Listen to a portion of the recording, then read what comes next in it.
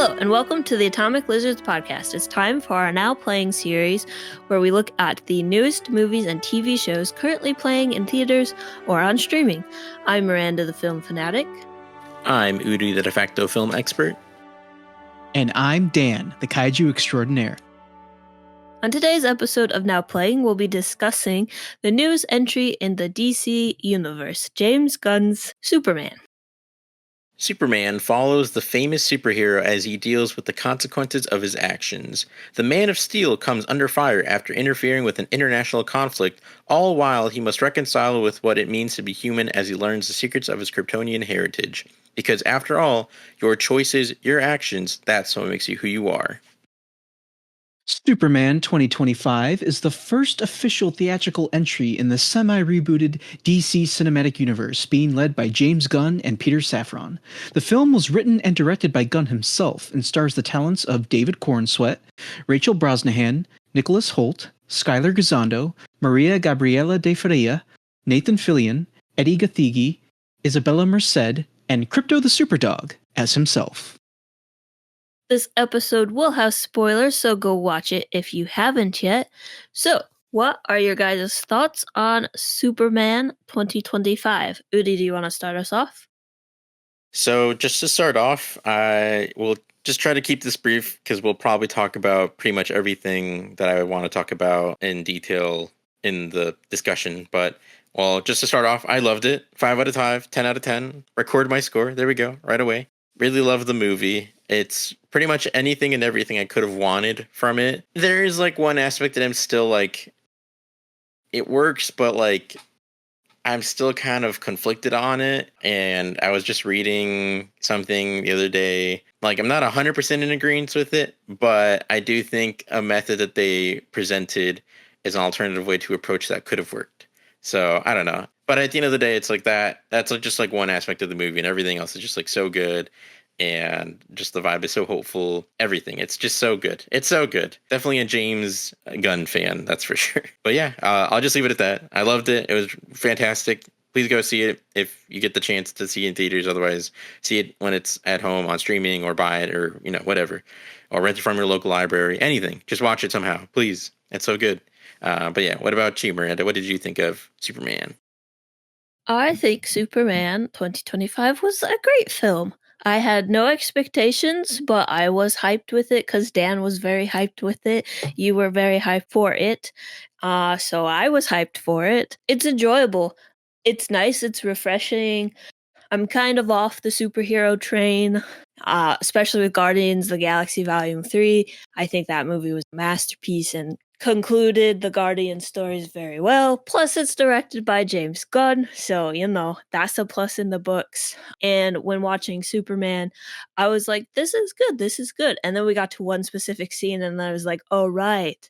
This is a James Gunn movie. I forgot. No wonder I'm having a great time. I think all the actors did really good in this movie. I don't know who any of them are, and that's okay, because I think that helps me as a viewer watch this and be like, these are just embodiments of these characters and not like, hey, that's Henry Cavill's face, or that's, insert another famous actor here's face. And it's like, oh, these people are just these characters, which I really enjoyed. I think it's very comic booky, it's very bright, it's very colorful, and then it touches on some very important messages. Like, to be kind is punk rock. Like, I keep seeing that everywhere. It's like, yeah, being nice and caring for people and helping people is a good thing. You don't have to be an edgelord. Like, you can help people, and that's a good thing, and that's what makes us human. And like, we'll probably get into this, but Superman's speech to Lex Luthor, where he's like, I am trying, I don't know what I'm doing. I was like, yeah, this movie has captured that feeling of like, we're just trying to be humans and trying to do good things. And then there's just some very terrible people out there doing terrible things, and it really sucks. But it's good to have like hope, and I think that's what Superman kind of is hope. Had a great time watching it. We saw it in IMAX, so that was an experience. Don't usually watch movies in IMAX. It was filmed nice. The writing was good. The music was great. I love the score. But yeah, we'll dive into more thoughts later. But that's my general, like, overarching review on it. How about you, Dan? What were you thinking while watching this movie? Let me just say you hit the nail right on the head, Miranda. Superman is about hope. So you are 100% correct there. And yeah, man, it's finally here. One of the most anticipated movies of my lifetime.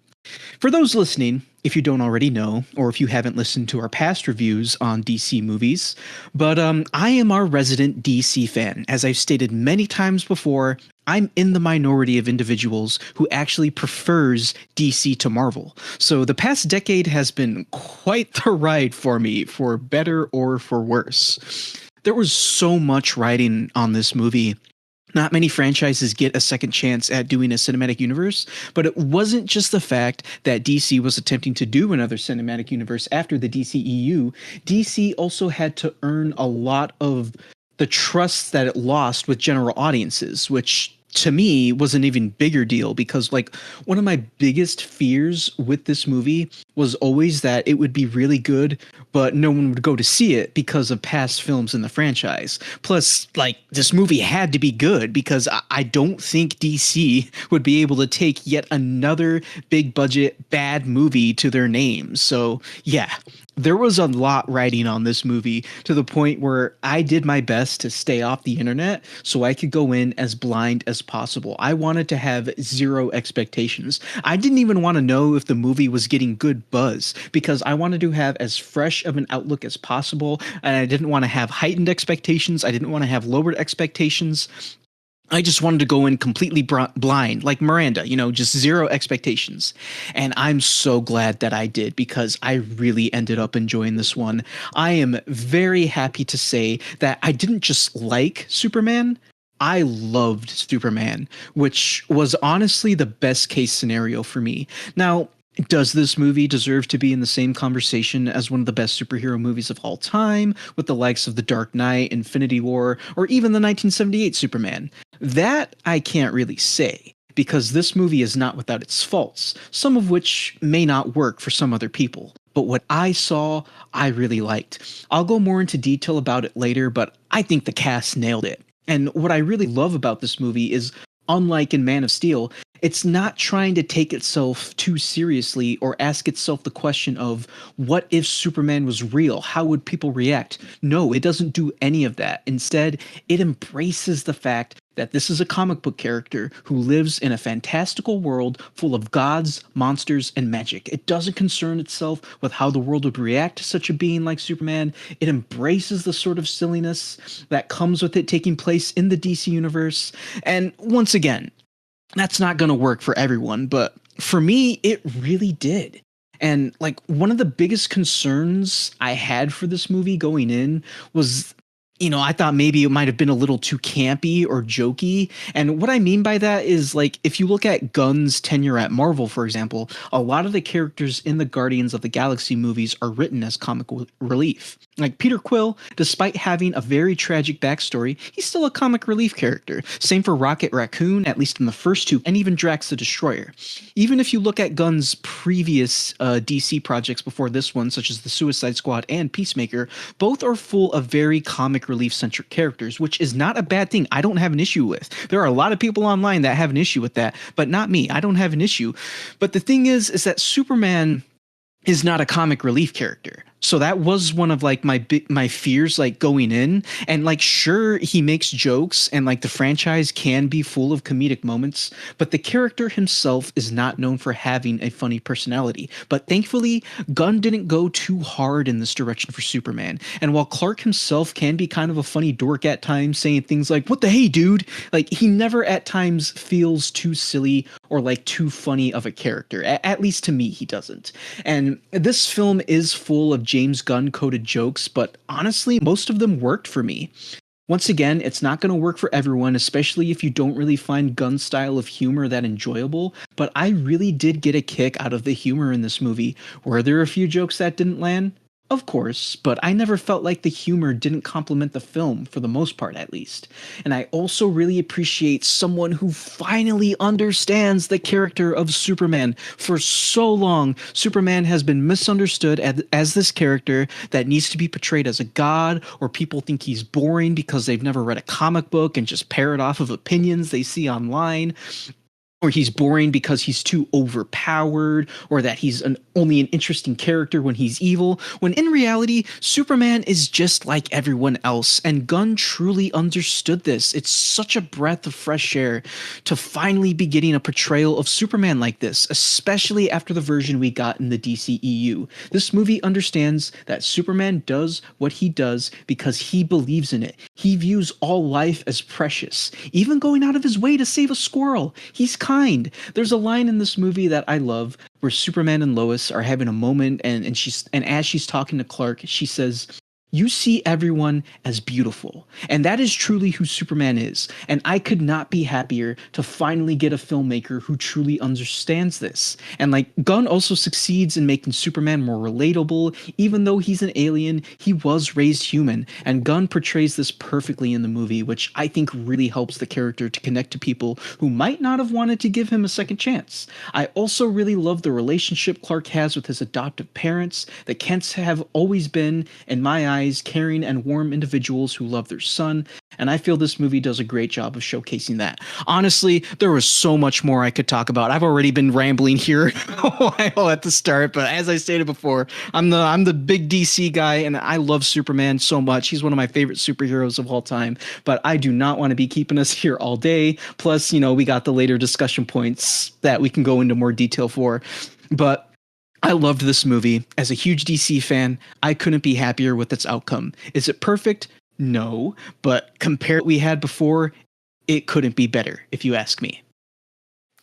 Yeah, I mean, I'm not gonna lie, like, I don't blame you whatsoever for like you didn't go on for too long, but like for talking like at length or whatever. But I had to like hold back because I'm like, I don't want to tackle anything we're gonna talk about later. So I understand.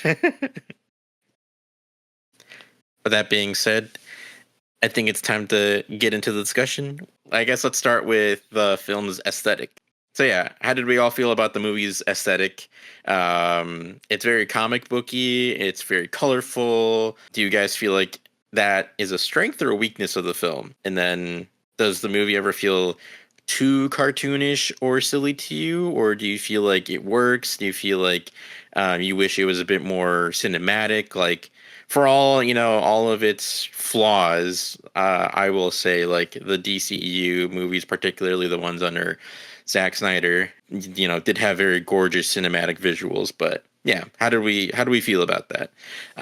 And I'll start, I guess. So I liked how this movie looked. It is very comic booky. It feels very cartoonish. It feels, I like the vibrancy of this movie. I think it helps with the hopeful tone. I think it helps with it just making it feel like a comic book. Like, there's so many panels in this where it feels like you could pause the frame and then like make it have like a sort of drawn out illustrated look, and you could pass it off as a comic book panel. Like, like, honestly, for one of the first and only times in all my life of watching superhero movies, it feels like reading a comic book. And even like how it starts, like you're kind of in the middle of stuff.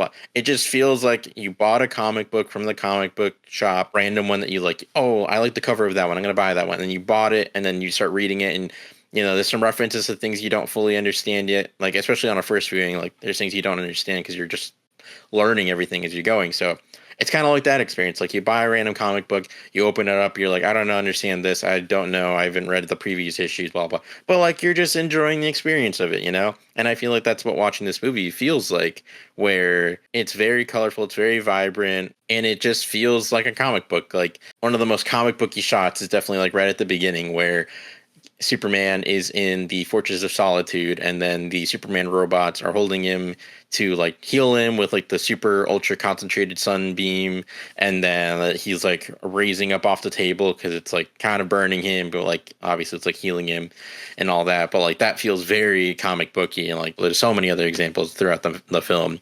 But yeah, I liked it. I really do like it. I'm a little conflicted, I will say. I do really like it. I think it really works with this movie.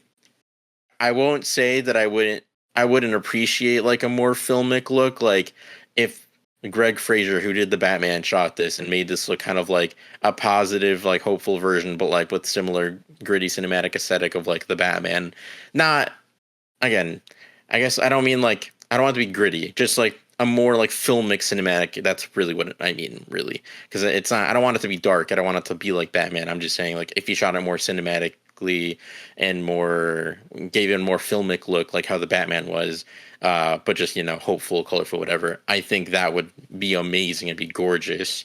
And I mean, again, like I brought up at the beginning, for all of its flaws, the Snyder DC films, like they do have that going for them, unfortunately, for better or worse. Like they are very visually pretty to look at, even if the films themselves are like more lackluster, more disappointing, or just not great. But like if I had to compare the two, I still think I would choose the way this looks over like Man of Steel, because like yes, Man of Steel is way more cinematic, way more filmic, but the biggest thing that Zack Snyder still, has always done is he just desaturates everything.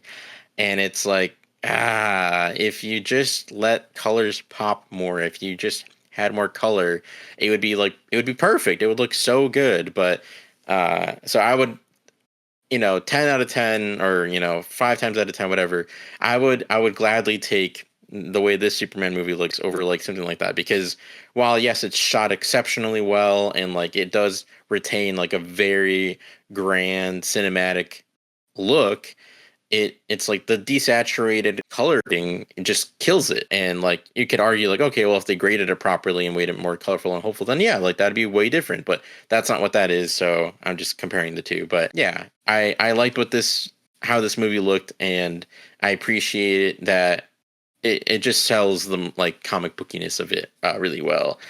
And one fun fact, I guess you could say, is I did not know that the cinematographer that James used for this is the same cinematographer, sorry, that he used on several movies and projects. So he used the same so the cinematographer, his name is Henry Bram. He's an English cinematographer. But James has worked with him on Guardians of the Galaxy Volume 2, Guardians of the Galaxy Volume 3, the Guardians of the Galaxy Holiday Special, and the Suicide Squad, and now Superman. And he worked on The Flash. So very, very diverse body of work just in those movies. I will say that I think that Guardians 2, Guardians 3, and the Suicide Squad looks a lot better in like to my taste. It feels or looks better than like the overall aesthetic of Superman, like just on its own. But again, I think Superman is one of those movies where it works for what it is. It works for the project, but I won't say that it's like my favorite like look of any movie ever. But again, I do like it for what it is and for this movie. Yeah, I was gonna say I heard that he got the same cinematographer for this that he did for The Flash, so that confirms it right there. So that's very interesting. Yeah, and like I had heard that before, but I didn't realize that the same cinematographer who shot The Flash also shot Guardians 2, Guardians 3, The Suicide Squad, because like we don't need to like go on a huge rant about The Flash again, but I would say that movie is infinitely less good looking than any of the Guardians movies or the Suicide Squad, Yeah, or even especially this. compared to the Suicide Squad. That's insane, actually. Yeah. So just a little. I mean, again, not trying to rag on him. That movie had a very troubling production or anything like that. Things change. Blah blah blah. There's so many other aspects and things that go on. I'm not trying to like be negative or anything. In my own opinion, though, I don't think The Flash is that good looking. But that's just me. What are your thoughts on the movie's aesthetic and everything like that, Miranda? I think it's great. I like the colorfulness. I like the silliness. I feel like I'm in a comic book. DC movies have a very different feel than Marvel movies. And this movie made me feel like I was watching DC's Legends of Tomorrow, which I know not everyone likes. Not everyone likes the Arrowverse. The CW shows are not great. But what they have is this like wholesome-ish feel to them where we have fake fast food things. We have like little in-universe brands. We have like bright colors. We have interesting characters where it's like, oh, okay, yeah, I could totally go into this world and just escape into it.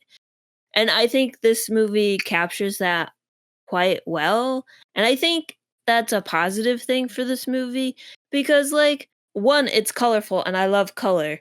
But, like, even just like watching Thunderbolts, I was like, this is gray. I don't really want to use this word, but I'm going to use it. It feels corporate.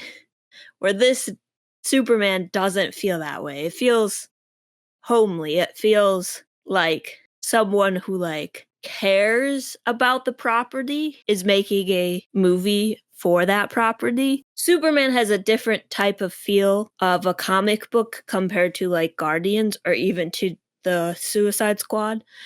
Those three movies, although all directed by James Gunn, all have very different feels. And I think the feel of Superman is nice, it's refreshing, and I don't think it was too silly or cartoonish. I mean, I like DC's Legends of Tomorrow. So, obviously, I'm not going to think it's silly or cartoonish.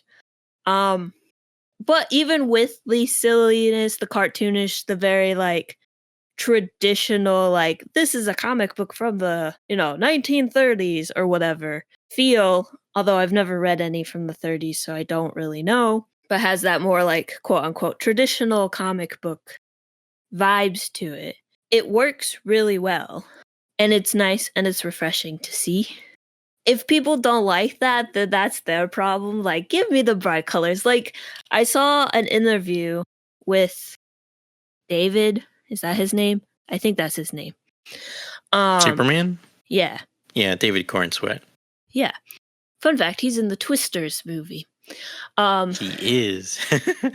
He plays that little corporate stinker. Yeah, he's the villain. He's evil Superman in the Twisters movie. Oh no. But I saw an interview of him talking about how like they were trying to figure out the costume design for Superman and like how he was talking to James Gunn and being like, well, he's a superhero for kids. He wants kids to like him. Like he wants to be likable. So he's going to lean into that silliness and that cartoonishness. I'm going to be dorky. And that's one thing I like about Superman is his like dorkiness and his like awkwardness and his stumbling. And it's like, well, you are just a person and that's really nice to see. But then they were talking about in that interview about whether or not to have Superman wear his like swim trunks part of his outfit. And I was just like, oh, okay, you get what they're trying to go for. I saw that and I was like, wow. People actually are like thinking about these things and how it interacts with the universe around it and the creation of that and how everything there flows together. Because if you do one thing, it has ripple effects throughout your whole universe. So just like tying that all together and being like, okay, here's an in-movie reason, here's a outside the fourth wall reason for it, and XYZ, it all comes together. And I was like, wow. This is really pleasant. It's really nice to see that people care. And I've never seen Man of Steel, but I have seen Batman v Superman, and let me tell you, that movie's not great, and I did not really like Superman in it. And also, we might talk on this a little bit later, but this movie has the same feel as like that Christopher Reeves one, where it's like he's silly, bright colors, like it's goofy, like I think at some point in the realm of superhero movies, we got somewhere in that we lost the silliness of like comics. It's like this is a guy in tights with a cape on. Like, not everyone is like dark and brooding like Batman, or not everyone's like this ultra rich guy like Iron Man. One thing I like about DC is that they lean into that silliness and that cartoonishness, because it's a nice juxtaposition to how the first phases of like the MCU happened. Like, the MCU was all like, we're superheroes living in your universe, and they don't like separate it out from our universe. Like in Spider-Man Into the Spider-Verse, we know that's a different universe. They have different brands. And I think that's a nice thing that this Superman movie included, because although the messagings of this movie are relevant today, it helps create this like alternate universe that I really enjoy. I like the cartooniness, and I think it works for what this movie was going for. Totally agree. I think your point about how this film feels not corporate, like, I agree. I do agree with that because, yeah, like, I feel like more big studio corporate, like, whatever typical, stereotypical, like, temple films do end up feeling very bland and just uninspired. They don't really have that much color in the grand scheme of things, or they're just very boring to look and this is not boring to look at. Again, in my opinion, it doesn't really have like a full-blown cinematic look, but again, I think it captures that comic book aesthetic perfectly. Like, on it, it's just a lot of bright pop color, and it has a very wide color range too. It's like you start in the Arctic when he's like going to this Fortress of Solitude. All the Metropolis scenes are, very like, it has like a golden tint to it. So like Metropolis feels a little bit more like a character just from that alone, because it has more color to it. It's not just like a boring drab city. It's Metropolis. And like another big aspect is like the portal. The portal or pocket dimension, that's what it is, the pocket dimension. The pocket dimension is like a void. It's just a dark void, but it has some of the most like colorful scenes in the whole movie, because then you get the proton river and the black hole, and it's like the proton river just as a concept is insane. But then like when we saw it from above, from Mr. Terrific's perspective, it looked just kind of like colorful water. But then like they actually go in it, and it's literal like cubes and stuff like that. It's like, whoa, what the heck? And it's like, again, way more comic booky. Like, I don't even really know how you would make that look. I'm sure there's a way, but I don't even know how you would necessarily make that look cinematic. Like, it's so playful and colorful that I don't know if you can make it look more cinematic. Like, it is just very comic booky. So like, to that point, it's like, again, the aesthetic for this movie just works for this film because it's what it's trying to do. But yeah, so I wanted to add that. And then a couple of my other favorite shots are that one of Superman grabbing Crypto and holding onto Joey and Metamorpho as he's like blowing them out of the black hole. The shot at the very, very end of, well, I like the one of him, like the hero shot where it's like it's slow-mo and like his eyes are kind of darkened because it was after he got lasered in the eyes by Ultraman. But then also the shot of him on Crypto on the moon, like that shot again. I think that's from All-Star Superman, or it's inspired by something from All-Star Superman. But like it's just a really good shot, and I feel like all those shots in particular, like those like kind of slow moments, like are all very vibrant and just look like a comic book. So yeah. But okay, I'll pass it on to you, Dan. Yeah, no, you guys are 100% correct. And Miranda, I definitely agree with what you were saying, because like, yeah, I guess to answer the question first, I do feel like that this movie's aesthetic is a strength. Like, I don't view it as a weakness. I think this is what's going to really help DC get its own identity, because like one of the biggest issues with the DCEU is it chose to go with this more drab and like sinister feeling for its identity, because Marvel with the MCU at the time wanted to present itself as the more fun, family-driven movies where, lots of jokes. People always talk about the MCU style of humor. So DC, to differentiate itself, was going to say, no, we're going to be serious. We're going to be depressing. There was even a point when these movies were being developed, like there was a rule. I remember reading about this, and Udi can corroborate this too. There was a rule where it was like no jokes, like at all. Yep, so lame. Exactly. Yeah. I think that this is a much better way for DC to differentiate itself, to just lean more into the comic bookiness, lean more into the silliness, because like Miranda was saying, that's kind of what DC has always done. I've always, people talk about the differences between DC and Marvel. Like the stereotypical one is DC is about gods trying to be human, while Marvel is about humans trying to be gods. But I think the differences between those two are a little more nuanced than that. I feel like DC is what you think of when you think of like stereotypical like comic books stories. Like you think of a superhero saving a cat out of a tree. That's DC. Like I always think back to I've been, not to go too much off topic, but I've really been enjoying the show Invincible. And I love how Invincible has all these different little comic book tropes within it, like invading aliens and whatnot. Like once again, I mean, I don't know what type of inspirations went in to, writing the Invincible comic. That I don't know what type of inspirations Robert Kirkman took, but I have reason to believe he did take a lot of inspiration from DC when it came to putting those tropes into Invincible. And yeah, like I feel DC has always been the more fun superhero like romp, while Marvel has always been about taking things more realistically. Like a perfect example is like the pocket universe. Like Lex Luthor creates a pocket universe in this film. There's no explanation for it. It's just, oh, I recreated the Big Bang in here and bam, I got a pocket universe. It's like, yeah, that's, you don't need an explanation for that for something like DC. Well, I feel like Marvel would go out of its way to scientifically explain the process of how something like that works. Now, I'm not saying that's a bad thing.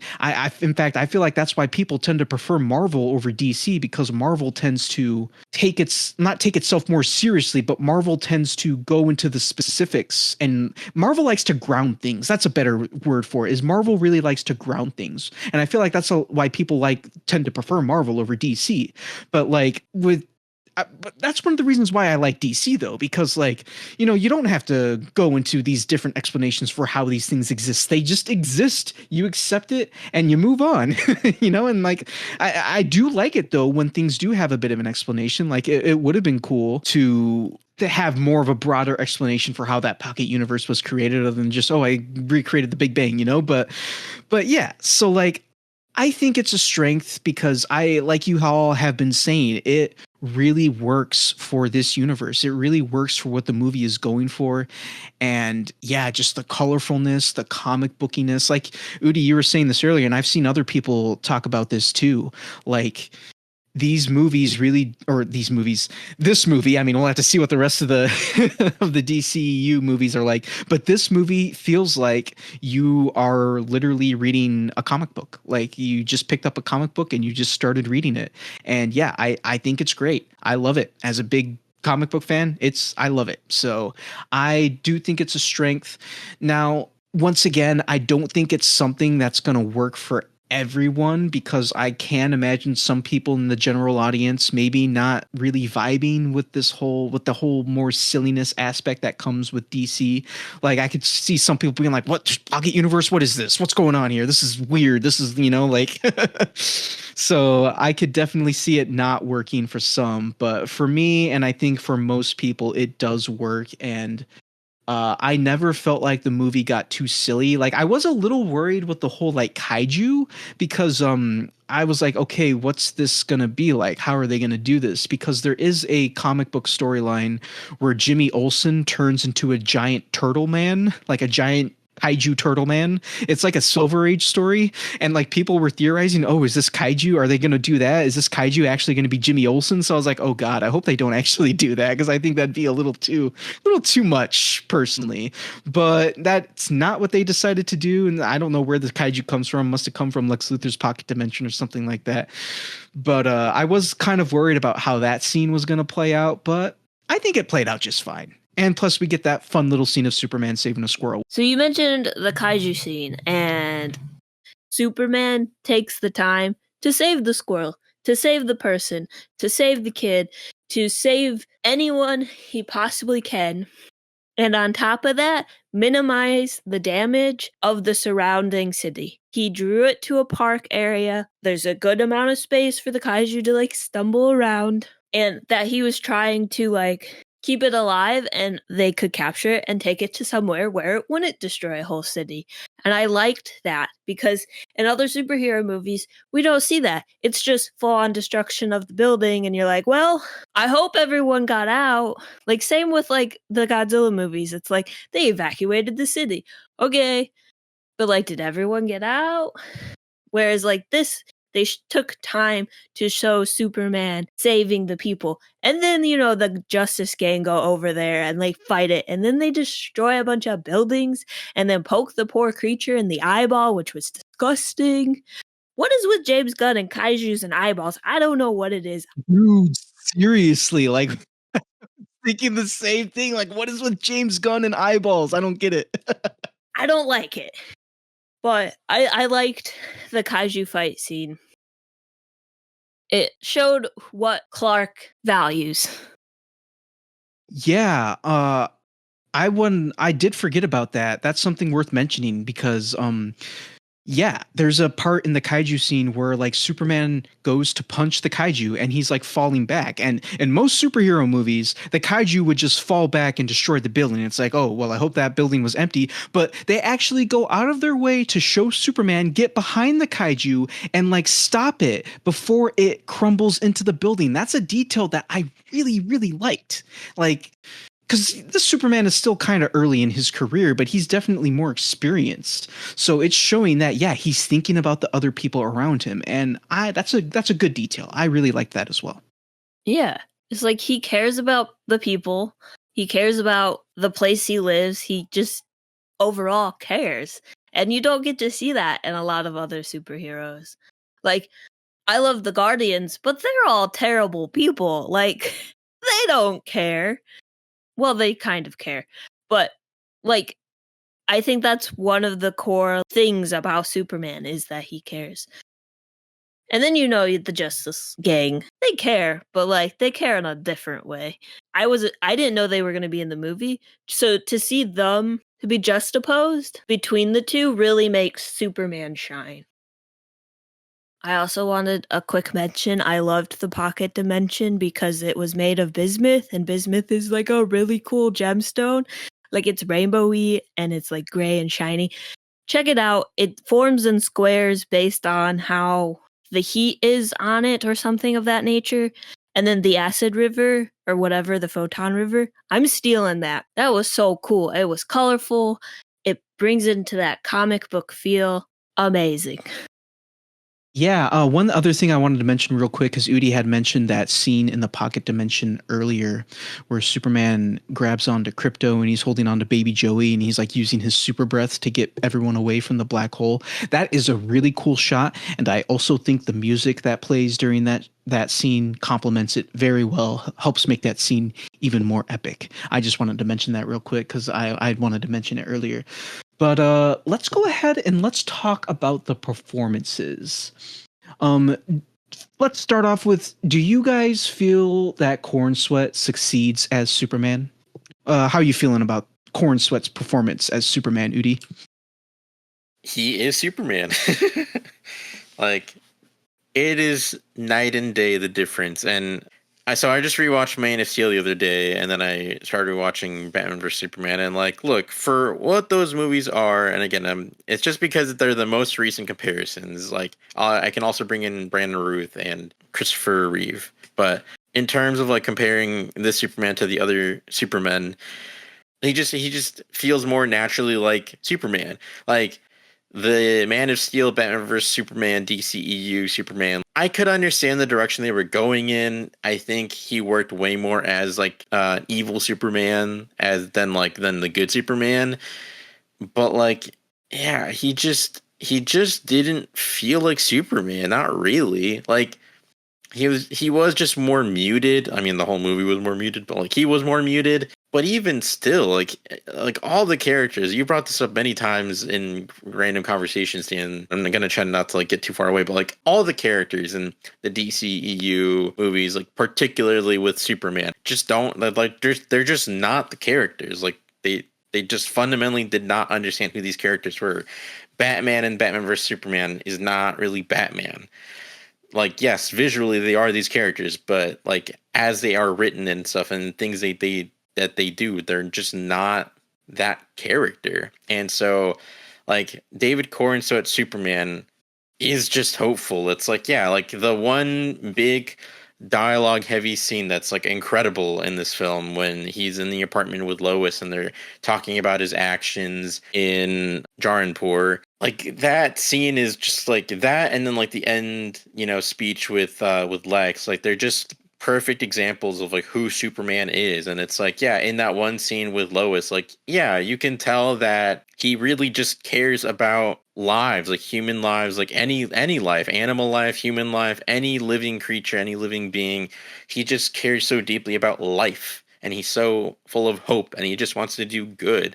And it's like, yeah, at the end of the day, he might not think about, geopolitical blah, blah, blah, blah, blah, blah, blah. At the end of the day, that doesn't really matter. The important thing for him is saving lives. So he doesn't care about international borders or this or that. And it's like, yeah, from the trying to look at this from like a modern day perspective, it's like, yeah, that's problematic, blah, blah, blah. But like, he's not acting, like he says, in favor of any one person or country or this or that. Like, he's just him wanting to do good to help other people, other living creatures, or other living beings. And like, he sells that so perfectly in the scene with Lex in the pocket dimension when he murders the food vendor that gave Superman food that one time. Like, he immediately is heartbroken and cries when he murders him. And it's like, I mean, yeah, it is just like a horrible, like, horrific thing, but like, he's just so devastated because he couldn't do anything to help that man who did nothing. He was innocent. And it's like, that's such another great scene to perfectly exemplify like how Superman he is. Like, he really just feels like Superman. And like, so going to like comparing other Supermen to him, like Brandon Routh, I think he did the best that he could with the direction and the writing that he was given. And I liked his Superman. Like, if that movie had been something else, I think it could have been really great. But again, like, I think Brandon Routh was not the problem. I think he felt like in an interesting semi-modern interpretation of the original Christopher Reeve Superman. I appreciated him for that version of Superman, but just that whole movie itself is just kind of, I don't know, just a little disappointing. But that's neither here nor there. And then, I mean, the original Superman is the original Superman. So like, he kind of set the bar, and yeah, like those movies and like that version of the character are just like goofy and like silly and, whatever, but he just works. He's just such a classic feeling Superman, and he just, he set the bar. And so going off of like that versus like David feels like a modern day Superman, but he still perfectly exemplifies like this hopeful optimism and this like just this, like, it's almost like, it's not, but like, it's almost like his superpower is just like caring about life. Like, he's just so hopeful. He's so caring and loving and like genuine, and it's just nice. It's just very, very nice to be, in the presence of that energy, even through the screen. And I think David just sells that so perfectly, like with his little smirks, his little smiles. Even in that kaiju scene that you guys brought up, like his whole thing, like he's trying not to hurt the kaiju, or at least not like kill it, because he wants to like try to, save it or like take it somewhere where it can be studied and stuff like that. And it's just like, it's such an unnecessary thing, but he does it because he likes it. And I'm getting far away. Sorry. At the end of the day, yeah, David is amazing. He literally just perfectly sells Superman for who the character is. Like, he is just this. I'm not saying he's dumb. Like, he's not dumb, but he's more simple-minded about things. Like, he doesn't care about all. It's not that he doesn't understand geopolitics. It's not that he doesn't understand these things. But at the end of the day, it's like that doesn't matter to him when he's Superman, because it doesn't matter. He's just trying to save lives. And I think David does such a great job of being this sort of like friendly, goofy, silly guy who's just trying to do the right thing. And he sells that so well. And it's so crazy because I don't remember if it was you or Miranda that brought up him being in Twisters. But in Twisters, like, he's such a different character in that movie. And it's like, well, yeah, he's an actor, but it's just so crazy how he can go from being like this like stickler, stick up his butt, corporate, dumb guy who like, whatever, to Superman. Like he is just Superman and Clark Kent. Like he's just so good in this role. And okay, I'll shut up now. How do you feel about David's performance as Superman, Miranda? I think he did good. I have a small frame of reference of Superman in terms of actors. I guess I've probably seen most of the people who have portrayed Superman on screen. And I think David did a great job. I think he falls more in line with like Christopher Reeve's version of Superman. He's way better than Henry Cavill, and I haven't even seen Man of Steel. And like David just captures his essence, so like Superman's essence, which is really good because there are some actors who play superheroes and either they're really good at the secret identity or they're really good at the superhero. And I think David captures both of them. We don't get to see his like persona of Clark that much when he's like at the Daily Planet, but just seeing him be Clark at home with Lois and to just be at home with his parents, it really lets the viewer see into his thought process and how he's feeling about things. So like when Lois is interviewing, all he says is people were gonna die. I did something because I can do something because people were gonna die, like previously mentioned in the conversation. And I think that's such a key part of his performance. And I think he captured that. Like you can see the amount he cares and how he's acting, which is really cool. And then you can see how much he's hurting and how much just being back home with his parents. Like you can see that in David's body language and how he's holding himself. And like he did a very good job. I've only seen him in Twisters, and yeah, he plays a garbage person in Twisters. So you would think Twisters would be the bad guy in Twisters, but it's not. So this is the first time I'm like seeing him act like in a major role, and I think he did a fantastic job. Yeah, I had a really good feeling about David when the second trailer for this movie was released. And they show part of the interview scene in that trailer, and you just see him seamlessly transition from Clark to Superman. Like he's like, all right, let's do it, Cronkite. Let's do this interview. And then Lois goes, Superman. And then he just leans forward and goes, Miss Lane. Like just like I wasn't able to do it as well as David was, but just the moment I saw that in trailer 2, I was like, David's gonna kill it as Superman. Like he's gonna do a great job. And yeah, he did a great job. I loved David as Superman. Like you guys have already been saying, he just is the character. Great portrayal of him. But it's interesting to like try to compare him to the other actors who portrayed Superman, because you think about Ruth, you think about Cavill, like the problem that they had was their movies held them back. Like Udi was saying, Ruth played a fine Superman. Like he did fine in the role, but the problem is that Superman Returns was just not a very interesting movie. It was very long, kind of boring. And then like Henry Cavill needs no introduction. I and so many other people agree that Cavill was just wasted potential, because I truly do feel like if Cavill was put in a better written movie, or just in like a better movie in general, he could have also completely nailed it as Superman. But the problem is the writers and the filmmakers all involved with the Zack Snyder version of Superman just did not understand the character. Cornsweat's lucky because James Gunn understands Superman, and I really think that's what helps his performance. But that's not to say that it's all the writing and whatnot. No, Cornsweat is also definitely pulling his own weight here. And yeah, I really do feel like that Ruth and Cavill could have also been very great as the character if they were just in better movies. But unfortunately they weren't, and their portrayals compared to Cornsweat, and like this could be recency bias, I don't think their portrayals I don't think I liked him as much as I did Cornsweat's portrayal. And then like Christopher Reeve is a hard one too, because I really do love the 1978 Superman. I didn't grow up with it. Like I didn't watch that movie for the first time until I was like in high school, which is, you know, around the time when I got into DC to begin with.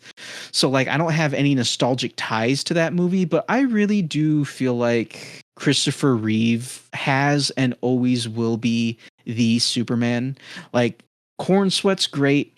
He really is the character, but I don't think he'll ever reach the height that Christopher Reeve did as the character. Because like while there are because like one of the things people always like to say about Christopher Reeve was like he felt real. Like if Superman was real, Christopher Reeve didn't feel like an actor to people when he portrayed the character. He made it feel like Superman was an actual person.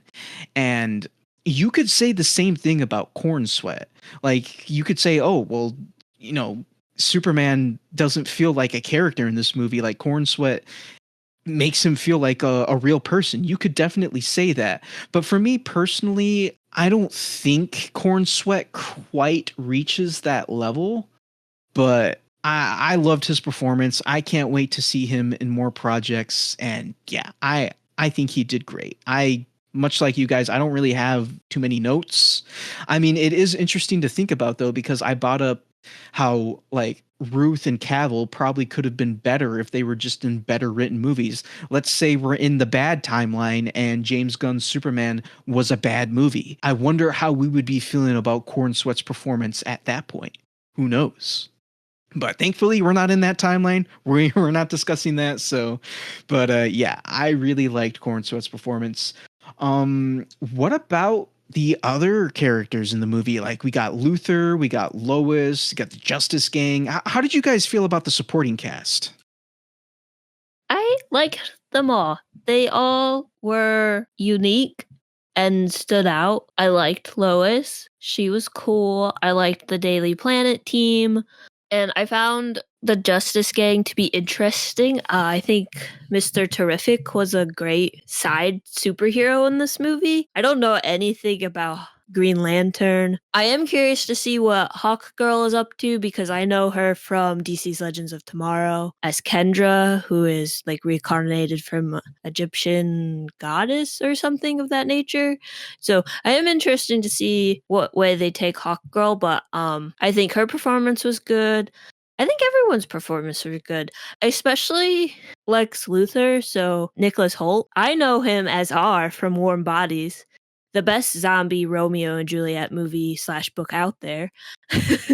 And I was like, wait, no, he can act. He's not just a zombie. And this is because of the writing and his performance, he really made me hate him. I was like, yeah, no, this Lex Luthor is a terrible guy and I do not like him and he sucks. And yeah, he's a bad person. On top of that, like the goons in his little, like, I don't know, video game pod in their little office, I was like, wow, these goons are just people and they're doing the bad thing and they're okay with it. Why are they okay with this?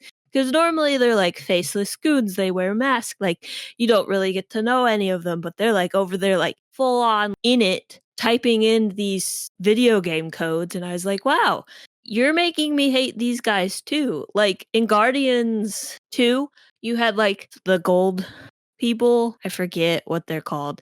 But like they also had this like video gamey type of setup going after the Guardians. And I was like, wow, that's kind of similar. And like I hate those guys, but like I really hate these guys and Lex Luthor. And I was like, wow, James Gunn, you did a great job. Writing, good. Acting, good. I think all the actors in this movie did a fantastic job. And I think every character that we do see was needed for some certain reason. Like none of them feel out of place. None of them feel extra. Like they all serve a purpose to the plot. And I do like the fact that Clark's parents are just normal people, like a normal person you would see at like the grocery store and not like some kind of famous big name actor. They just are normal people who shout into their phone and run a farm and have a rusty bench outside their house, which like makes total sense because that's who they are and that's what informs Clark and his thoughts and his ideals. So it's just nice to see that too. But yeah, I think everyone did a fantastic job. Big agree. I think everyone in this film was just fantastic. Eddie Gathegi as Mr. Terrific is just an absolute highlight of this film for sure. Like one of my favorite characters, one of my favorite aspects of this movie, just overall. He's so freaking good in this, and I'm so glad he's getting like a nice big role in like a film like this because he was done dirty in X-Men First Class, and he just doesn't have necessarily like a ton of like film work outside of the work that he's been in, which off the top of my head, I mean, he was in X-Men First Class, which is like a big one. He's in this. He was in at least one Twilight movie, if not maybe a couple or something like that. But yeah, I mean, unfortunately, he just hasn't gotten like I think he's more well known in shows. Like he was in the medical drama series House, where I remember him from that. He was good in that. And then I mean, he's a great actor, but like my point being, like he's getting like a nice big role in like a big blockbuster movie, so I'm happy for him, and he freaking nailed it. He's so good. Lois Lane, Rachel Brosnahan, so good. I think she and David have incredible chemistry as Lois and Clark, and they really shine in this. Like you could tell they just felt like a real couple. Their conversations, like especially in that one scene where like they're doing the interview in the apartment, like were so good. Their moments at the end were like adorable and like super wholesome and cute and nice, and like her going to the Justice Gang for help to like find him and everything like that. Like that scene was so good. Even in that scene where she's like talking to Guy and like he's like trying to figure out if she knows who he is and stuff like that. And then he's like, "Oh, so you know about the glasses, right?" And she's like, "Oh my God, like why does he trust everyone?" Like it's so good because yeah, like as a journalist and whatnot, as like an educated, intelligent person, like of course she would question more things. She wouldn't just be so quick to trust people and stuff like that. So like she's just so well written and she's so good in this. And Rachel she's just nailed it as well as like David and everyone else really did. Skylar Gisondo as Jimmy Olsen, super funny. I don't have a ton of experience with Jimmy Olsen necessarily, but this is all I could have asked for from a Jimmy Olsen like side character. Like all of his scenes were great. I can understand like some people were kind of complaining that they didn't necessarily appreciate. I'll just say this: like I think characters in movies should be written like not everyone should be like Superman. People can be portrayed as having flaws and stuff like that. And I don't think Jimmy is a perfect person or anything like that, but he's a hilarious character, and I really enjoyed Skylar as the character. And I mean, he seems to be an audience favorite as well. So I know some people have some qualms or problems with some of the things that the character is doing, but like, I'll just leave it at that. Anthony Carrigan, unfortunately, wasn't given a lot to do as Metamorpho, but hey, hopefully we'll see him in another stuff, or another project, I mean, and another stuff, lol. And in another project, whether it be a show or a movie, because he was really great. Nathan Fillion, always fantastic, especially great as Guy Gardner here. Isabella Merced, always fantastic. Love her. She's always freaking bringing her all to the table. And I really liked Hawkgirl. I wish that we had gotten more of her. I think of everyone of like the Super Gang, I feel like we got the least of her. I've seen some people online say that like they don't know what else like they could have done with her, but I don't know. I mean, like we don't know anything about her background.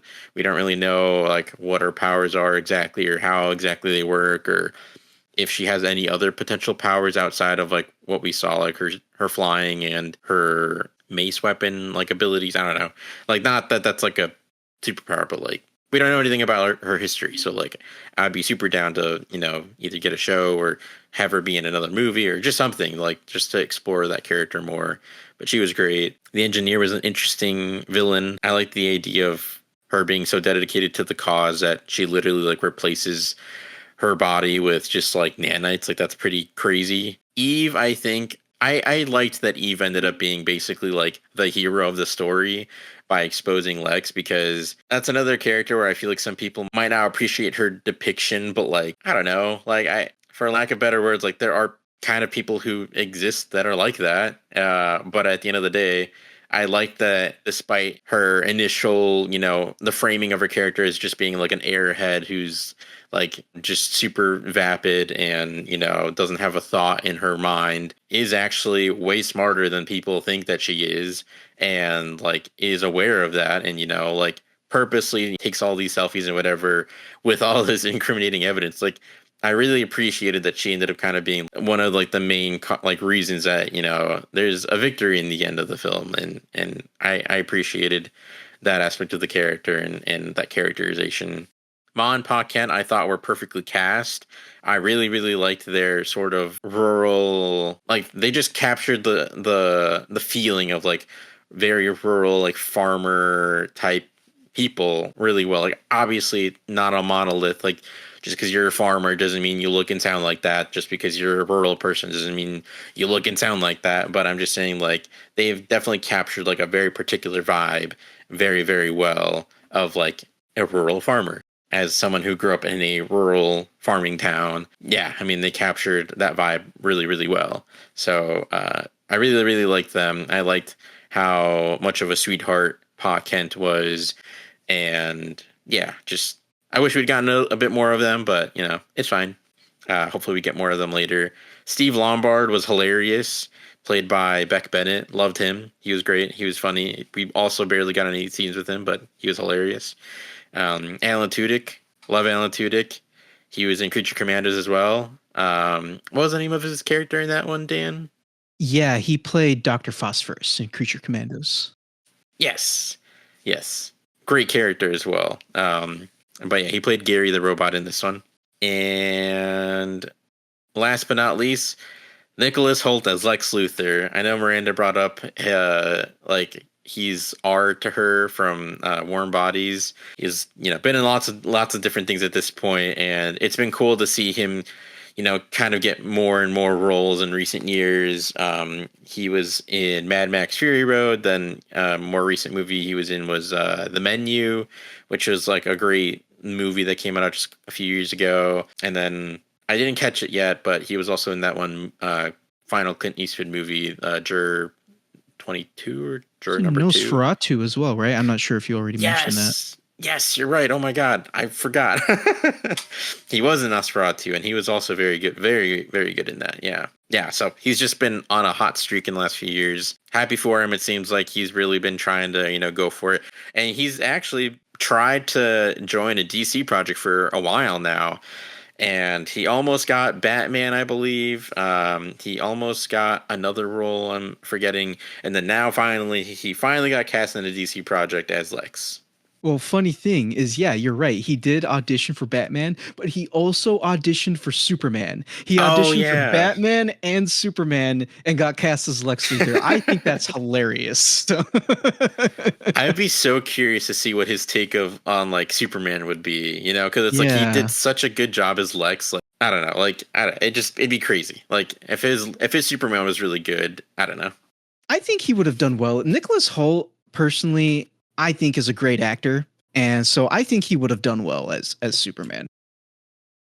Yeah, I think he would have been an interesting version of the character. I do personally feel. I mean, again, not having seen anything, who's to say? I don't know. But just going off of like other roles he's had in like this, like he nailed Lex Luthor, like perfect Lex Luthor. So I can't 100% see how he would play Superman, but I do feel like he could play like a very hopeful, optimistic Superman, a la David Cornstar's Superman. I think he would be able to play that well, but like he's so good as Lex in this movie. So just perfect.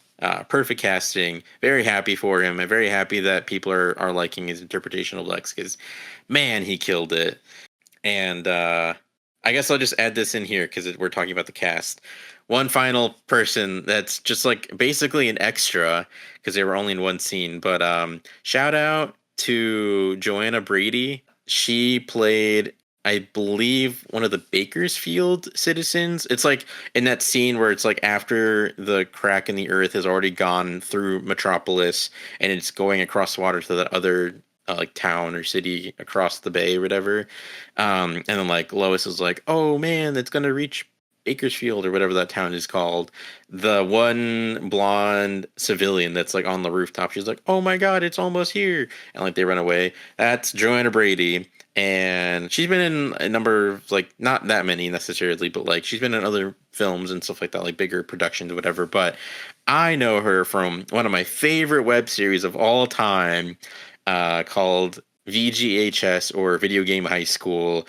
She will forever be Jenny Matrix to me, and I thought it was awesome that she was in this. And fun fact, I mean, I'm pretty sure this is why. So her husband played the character Vigilante in the Peacemaker show, which like obviously was also done by James Gunn. And I don't know if they're neighbors, or I don't remember. I think they might be neighbors, or I don't know how they met. But so Joanna Brady is married to the actor who plays Vigilante. Vigilante, you know, that I think his first name is Freddie. He was in Peacemaker. They met James and his wife and their friends.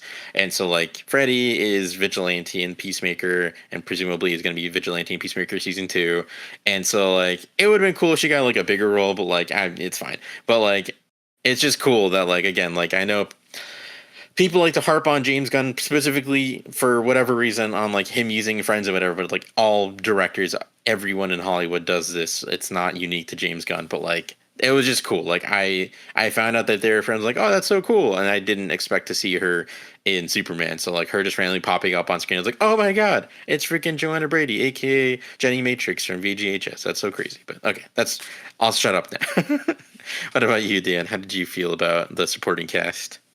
Well, I just want to say it's funny you brought that up because I remember I was scrolling through Reddit like a couple days ago, and I guess there's still a subreddit for Video Game High School, and like one of the posts on there was Joanna Brady, Jenny Matrix is in the new Superman movie. I just randomly saw that on Reddit one time, so I was like, oh, that's funny because I remember still you dozens telling of me us. about that. Yeah, dozens of us. But yeah, man, oh my God, I cannot rave about the supporting cast enough. Like, the DCEU had great casting, but this movie, oh my God, the casting was phenomenal. Rachel Brosnahan did amazing as Lois Lane.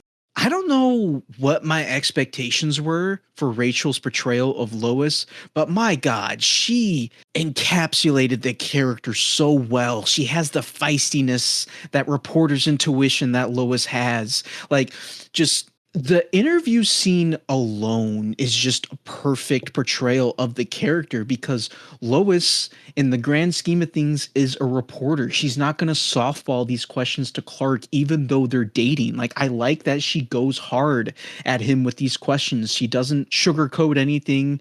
She sticks to her own reporter's intuition, and that's what makes Lois such a great reporter. And Rachel Brosnahan did amazing as that. And it's kind of a weird thing to mention, but I also just felt like her voice, like Rachel Brosnahan's voice, just really worked for the character as well. I loved her as Lois. She, honestly, I feel comfortable saying this, and once again, this could be recency bias, but I really do think she's my favorite interpretation of Lois in the movies. I like her more than Margot Kidder.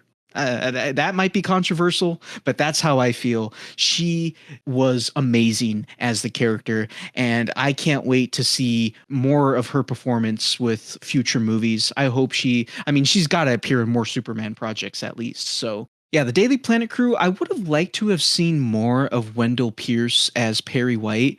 I feel like we didn't really get to see a lot of him in the movie, and I would have liked to see just a little bit more because I think Wendell Pierce, like, I like the look he has for Perry, and I think that he could definitely play a great version of the character, but I just didn't see enough of him in this movie to really, like, gauge his performance as Perry White.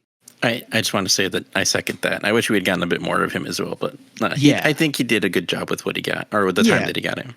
Yeah, me too. I agree with that. And like I love Jimmy Olsen. I think one of the funniest jokes in the movie is making Jimmy Olsen, like people are calling him a Rizzler. I can't really think of any other term to put it as. But The yeah, Rizzler. Jimmy Olsen is a Rizzler in this movie, a big ladies man. But I just think it's hilarious. Like it's so funny because like you'll just have like you see it in the movie, girls will just look at him and be like, "Oh my god, he's so hot" or whatever. And it's just Jimmy Olsen. Like I don't know, it's hilarious. I love that. So Can you I think blame them? yeah, so, It's a funny bit. I like. yeah, exactly. I think that's hilarious. Like I love that. So I really like that, and I think Skylar Gisondo did great as Jimmy. Supposedly James Gunn is interested in doing a Jimmy Olsen spin-off show, and I don't know if it's like officially entering production or if this is just one of the ideas that Gunn would like to do. It might officially be entering production. I'll have to look. But for the Jimmy Olsen spin-off show, Gunn wants to do like kind of a crime anthology show that focuses on a different DC villain, and it's going to be hosted by Jimmy Olsen. Which, like, if you're gonna do a Jimmy Olsen spin-off show, I think that could. I'm okay with that. Like, that sounds like a cool idea. I'm down with that. So, and then yeah, Steve Lombard with the few scenes that we did get with him in it, he was really funny. I especially like the scene where they're in Mr. Terrific's like little UFO or whatever, and he's like, "Why don't I have a seat?" Like, Why don't I get a seat? Yeah, like Just that. shoots to And the then- back. Exactly. And then also like when he's on the phone, like when Metropolis is literally being split in two due to the black hole or the rift or whatever, and he's like talking on the phone, he's like, you tell her that I'll wait for her. All right. Like just his overacting was like really funny. So I enjoyed that. Um yeah, Anthony Kerrigan as Metamorpho. I also liked him as Metamorpho. Like you were saying, Udi, I hope he does show up in future projects because I would love to see more of him. In terms of the Justice Gang, I was very surprised by Nathan Fillion. Honestly, really liked Nathan Fillion as Guy Gardner. I really didn't know how Nathan Fillion was going to do in that role, but I think he did great. I liked him. I liked him as Guy Gardner, and I'm looking forward to seeing more of him in Peacemaker and Lanterns as well. But yeah, in terms of the rest of the Justice Gang, like Hawk Girl was cool. I really don't know how I feel about her screeches. Like when I saw the movie for the first time and she was doing that like screeching when she would attack, like I was like, I don't know how I feel about that because it kind of sounded a little lame to me at first, but then after, because I've already, no surprise, I've seen this movie like 3 times already in theaters. So like on my second and third rewatch, I kind of got a little more used to it. It's like, okay, the screeching is kind of cool at times, but I don't know. I'm still kind of iffy on it, but that's not really like a criticism to Isabella Merced's portrayal as Hawk Girl or anything. That's just more me doing like little nitpicks of it. But I liked Isabella Merced as Hawk Girl, and I'm going to be very interested to see what version of Hawk Girl they're going with because, as Miranda mentioned before, there's 2 versions of Hawk Girl. There's Kendra Saunders, like she's reincarnated once every couple of centuries or whatever like that because she's like tied to an Egyptian spirit. And then there's also the version of Hawk Girl who's from the planet Thanagar, and her name is like Shaera or whatever. That's the version of Hawk Girl that they use for the Justice League cartoon from the, early mid 2000s that I'm sure most people know the character from.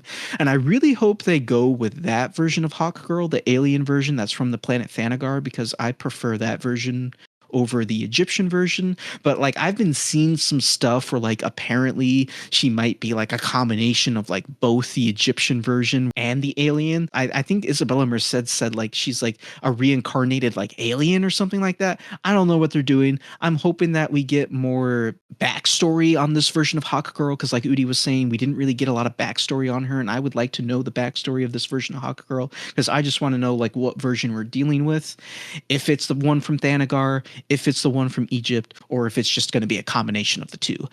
But yeah, we'll see. I am interested in that, but dude, Mr. Terrific. Oh my God. He was one of the best parts of this movie. Definitely probably my favorite character outside of Superman. I loved Mr. Terrific. This guy just exudes coolness. Like when he first appears and he goes up to Clark and he's like, "Give me the skinny." Like just the way he says that was cool. Like oh man, I loved Mr. Terrific in this movie. I don't really know a lot about Mr. Terrific. Like I know he appears in the Arrowverse.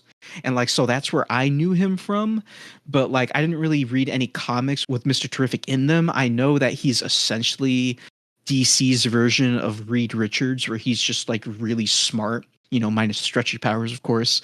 But man, I loved Mr. Terrific. He was so badass in this movie. And then, yeah, one of my favorite scenes in this movie is definitely when Mr. Terrific is just completely mowing down all of Lex Luthor's goons, and you got that one song playing, 5 Years Time by Noah and the Whale. Like, oh, that is one of the best scenes in the movie. And that scene alone sold me on Mr. Terrific. And I'm sure I'm not alone. I'm sure a lot of people were sold on Mr. Terrific by that scene alone, but Mr. Terrific was awesome. And that's one thing I can really appreciate about James Gunn with his movies is he is so good at making these lesser known characters awesome. Because take Guardians of the Galaxy, for example. Like, I know, like, when that movie was released, Marvel was nearing the height. Like, maybe they weren't at the complete height, but they were nearing the height of their popularity. So that's why, maybe that's why a lot of people went to go see Guardians of the Galaxy. But, like, he took these little known characters and made them awesome for like a whole generation of people. And like same with Suicide Squad. Like I had never even heard of Peacemaker before the Suicide Squad came out, and James Gunn took that character, gave him his own show. It was awesome, and now everybody loves Peacemaker. And yeah, the same thing's going to happen with Mr. Terrific. I'm sure after this movie everybody's going to love Mr. Terrific. More people are going to be familiar with him. And I really do love how James Gunn is able to do that with these lesser known characters. And speaking of Peacemaker, by the way, shout out to his cameo in this movie. I thought that was really fun. I was not expecting that, so I thought the Peacemaker cameo was really fun. And James Gunn is teasing a big cameo in Peacemaker season 2, so maybe we'll see Superman. Ooh. I don't know. We'll see. But yeah, I loved Mr. Terrific. I guess let's get to Lex Luthor. Oh my God. Nicholas Hoult was brilliant as Lex Luthor. Like, it's insane to me because I had a feeling much like the feeling I had with David Cornsweet, I had a feeling that Nicholas Hoult was going to be great as Lex Luthor. He somehow surpassed my expectations. He was phenomenal. This dude is a world-class hater, and that's what Lex Luthor should be. Like, Lex Luthor hates Superman. He hates everything about him. And like, just Nicholas Hoult, oh my God, he was so good. He was able to portray just that hate so freaking well. And I really like how this movie begins with it just kind of throwing you into the middle of things. And like, when we first see Lex Luthor, I mean, yeah, the scene's a little exposition-y, but I like how we get the sense, we already have this sense of history that Lex Luthor has with this version of Superman. It's like, well, he's been studying him for years and whatnot. It's like, yeah, you can definitely tell these two have some history, and this version of Lex hates Superman. And like, oh my God, Nicholas Hoult was great. I couldn't have asked for a better Lex Luthor.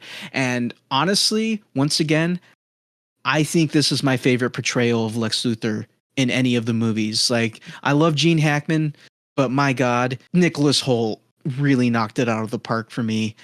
And once again, I am completely understanding that this could be recency bias, but oh, he was so great in the role. I cannot wait to see more of him. I know I've said that about literally everybody in this cast, but that's how good this cast was for me. Like, this cast was awesome.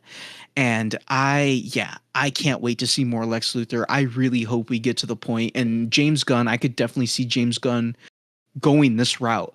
I really hope we get to the point where we get Lex in his big robot suit with like kryptonite in the middle or whatever. Like, oh man, that's going to be so good, especially with this version of Lex, man. Oh, so good.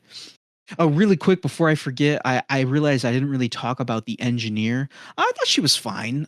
Like, I felt like there really wasn't too much to her character. I felt like we could have. I would have liked. I don't know, to just get a bit more about her character because, like, yeah, mentions that she sacrificed her humanity to help Lex Luthor's cause, but why though? Why does she do that? What does she personally have against Superman? So I would have liked to see more insight on her. Supposedly, we're supposed to get a movie about the Authority, which is where the engineer comes from. I don't know if that movie is still happening because there was at one point where James Gunn mentioned that he did cancel a movie that he was working on, and a lot of people were assuming that it was the Authority. People thought at first that it was the Sergeant Rock movie, but that movie has not been canceled. It's only been placed on hold. So they do plan on returning to that, but people were thinking that maybe the Authority movie might have gotten scrapped. So if that is the case, well, then that sucks because that probably would have been the movie to give us more insight on the engineer. But I don't know. We'll have to see.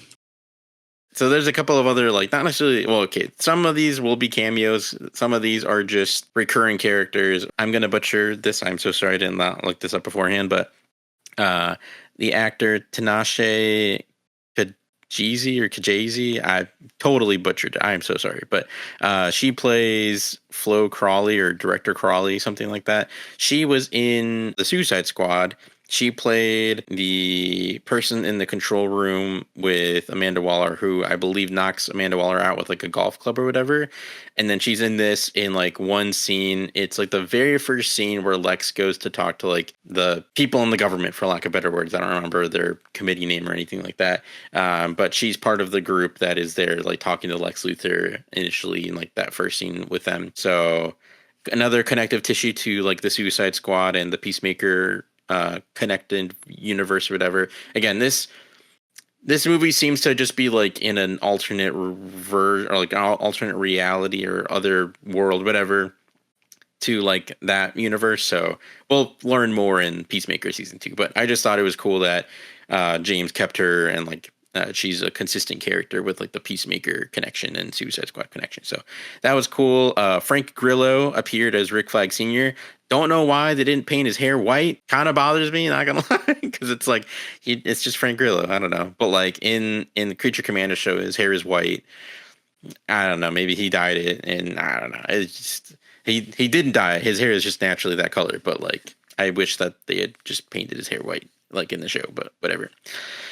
And then a couple of other fun cameos. Oh, well, we saw Sean Gunn for like one moment as Maxwell Lord. He will also appear in Peacemaker season 2. So that was like a cool little sneak peek. I don't think we talked about this. I don't think anyone mentioned this. We got our first peek at Supergirl, Millie Alcock, at the end of the movie. So that was really cool. That's not what I meant by the cameos or like the Easter egg or whatever. But yeah. Yeah, real quick, I just want to comment on Millie Alcock. I was not expecting that, so that was really freaking awesome to see. And I really like the direction it seems like they're going to take that character because I've never really been a fan of Kara being her characterization just being Superman but girl, you know? So I really like that it seems like they're going to give her a much different personality from Clark's to the point where she is going to be a different character just with the same powers. Totally agree. Well, also, like, pretty much everything. Was not expecting her. Very cool surprise. Liked her characterization. It definitely seems like her movie will be a fun movie. Like, I could see it being, like, one of those where it's, like, when it's really funny and fun, like, it's a blast, and then it'll have more somber, you know, thoughtful, maybe sad moments. Because, I mean, all, like, both Superman and Supergirl are pretty tragic characters, so, like, it just goes with the property. But, yeah, I'm very excited for her movie, and I'm liking the character already. Really quick, just to comment on what you said about them being tragic characters, it's going to be even more tragic for Kara because she remembers the destruction of Krypton. Superman doesn't because he was sent off as a baby. Kara was sent off like as a teenager, so she's going to remember all that. Oof, yeah. Well, I mean, it explains the drinking, but yeah. I'm excited for her movie. That'll be good. But yeah, just to wrap up my little quick aside. Palm Clementif, favorite of the podcast. She plays Mantis in the Guardians movies, and she was in the last two Mission Impossible films. She also made a quick cameo in the Suicide Squad, but she is in this as Superman Robot number 5, the voice of Superman Robot, because they're all the same, but the Superman Robot number 5 voice. Michael Rooker does the Superman Robot number 1 voice. I did not know that. Huh. Okay. Yeah, I think you can hear 22. Is that who I just said? No, number 5. Superman Robot number 22. That's Jennifer Holland. That's James Gunn's wife, who also plays. What's her name? She's Harcourt. in. Yeah, Harcourt. She plays Amelia Harcourt in the Peacemaker series and in the Suicide Squad. So cool, like another little cameo since she didn't appear as her character in this film. But yeah, she plays Superman Robot number 22, and then I think that might be it. But yeah, those are some fun little, again. Oh wait, no, I think let me double check here. Not to go too off topic, but isn't Michael Rooker also going to be in Peacemaker season 2? Oh, I don't know. Actually, I don't remember. I remember reading something about that. Maybe. Oh, I think you're right. I feel like I remember seeing Savant, like the character that he played in the Suicide Squad, in like the trailer or something. So yeah, maybe. I don't think he's going to be reprising his role as Savant though. So I don't know. Well, I don't know. Maybe not then. I don't know. But I mean, if he's in it, that's cool because Michael Rooker's awesome. So. Oh yeah, this was the last one that I saw in the credits that I wanted to highlight. Michael Rosenbaum, who fans might know, played Lex Luthor in the Smallville TV series, and he's been like a longtime friend of James Gunn. He appeared, I don't know the name of the character, he appeared in the Guardians of the Galaxy films, specifically I think just 2 and 3, as like the Crystal, gosh, why am I forgetting all these names? As like the Crystal, like the space pirates from that like Sly Stallone. The Ravengers, the crystal guy from the Ravengers. Yeah, the Crystal Ravager. So I would say his best known role is Lex Luthor on Smallville, but he does have like a fun little cameo role as the Crystal guy Ravager in the Guardians Volume 2 and 3 because he's a friend of James Gunn. And so yeah, he was also in Superman as Raptor Guard number 1. So, I did hear about that. Yeah, Michael Rosenbaum voiced one of the Raptor guards. Yeah, so again, just fun little cool cameos. I always like checking this type of thing because James does like a good job, and I don't know, it's just cool. Like you see all these recurring faces, or like you'll check in the credits and they'll be there, even if it's just like a little voice role or whatever. Just I don't know, just fun way to like keep his friends or like the people he likes to work with around, even if they're not getting like a big role or anything. But it's cool. I don't know, I like it. All right. So yeah, the cast was great in this movie. Like they did such a great job. So yeah, as you can see, we've talked at length about it. So like, I remember when this movie was coming out, one of the biggest concerns for it was that there would be too many characters because you had Superman, you had Green Lantern, you had Hawkgirl, Mr. Terrific, Lex Luthor, you had Metamorpho, you had all these different characters in it, and people are like, oh, there's going to be too many characters, this movie's going to jump around too much, it's going to lose its focus as a Superman movie. Did you guys feel like the film was able to balance out all these characters well? Yeah, I think it was able to balance it out very well. I know it's always, I don't know, it's funny. James has consistently shown that he can handle a very big roster of characters, even if it's like a bunch of characters that have never been introduced that are brand new characters. But he is just like a master of doing it. And every time that another movie gets announced that he's going to work on, the same thing happens, or people are like, oh my gosh, he's too many characters, whatever. And it's a valid concern because most people cannot handle that. But James has proven again and again that he can. And lo and behold, he did it again, the Mad Lad. So I think he did a really good job balancing out all the characters. Again, there's some characters who didn't get as much screen time as maybe some people would have liked. Like, I mean, like we brought up, it would have been cool to see more Perry White. Would have been cool to see more Hawkgirl, like get more stuff like that. But at a like brisk 2 hours, like this movie is just going, and then it ends. Like if we'd gotten half an hour more of movie, then I think we would have been able to get more. But that's not the movie we got, so that's fine. But yeah, I think he did a really great job with balancing out the characters with the story and all that. So yeah. What about you, Miranda? I mean, I kind of already mentioned this when I talked about my thoughts on the cast, but all the characters that are in this movie for some reason, so none of them feel outplaced. I mean, yeah, James Gunn is really good at taking a movie with a bunch of characters. I mean, look at Scooby-Doo 2, Monsters Unleashed, Guardians of the Galaxy 1, 2, and 3, The Suicide Squad. Like, he just knows how to balance it. And yeah, there's always going to be some characters that are lacking in more depth, but that's just how movies work. Like, if we get more of Hawkgirl, cool. If we get more of the Justice League, cool. Like, Mr. Terrific was really cool. And I think pulling him out of the Justice League to be like the secondary hero was good. Yeah, I just think he balances a lot of characters very well. He's also really good at balancing that like more heartfelt moments with the comedy, and it's seen in this movie as well as like the Guardians movie. He knows how to take characters and make them interesting with giving enough information about them that you don't get bored of them or they don't seem out of place. Like, even the Superman robots, they're really cool. Like, I wasn't expecting that, but they still are there to serve a purpose. Even the people on the streets, like the kids he rescues, or the lady in the car where the building is about to fall on top of her, that's needed, even though they're extras. He can take the extras, the main cast, and the supporting cast and make an interesting composition with it. And it's just really nice to see because some other movies don't do that. And I think that's one of the great things about this movie is the balance between all of the different types of characters in this movie. Because without it, you wouldn't get Superman. We are told that he cares. We get to see how he's very trustful of people and tells the Justice Gang, his secret identity. We get to see that moment in the apartment with Lois. If you take any of those characters away, any of the extra, any of the support, I don't think the movie would have succeeded as well as it did. It's just overall really balanced. Miranda, you bring up such a great point because, yeah, without the Justice Gang being in this movie, we don't get that scene with Clark and Lois having that moment in his apartment because, like, Metropolis is being attacked by a fifth dimensional imp. If nobody was there to stop it, Superman would have to go stop it. But the Justice Gang is there, and he knows that they have it handled. So he lets them handle it while he looks for Crypto and has this moment with Lois. And yeah, we don't get the scene of him.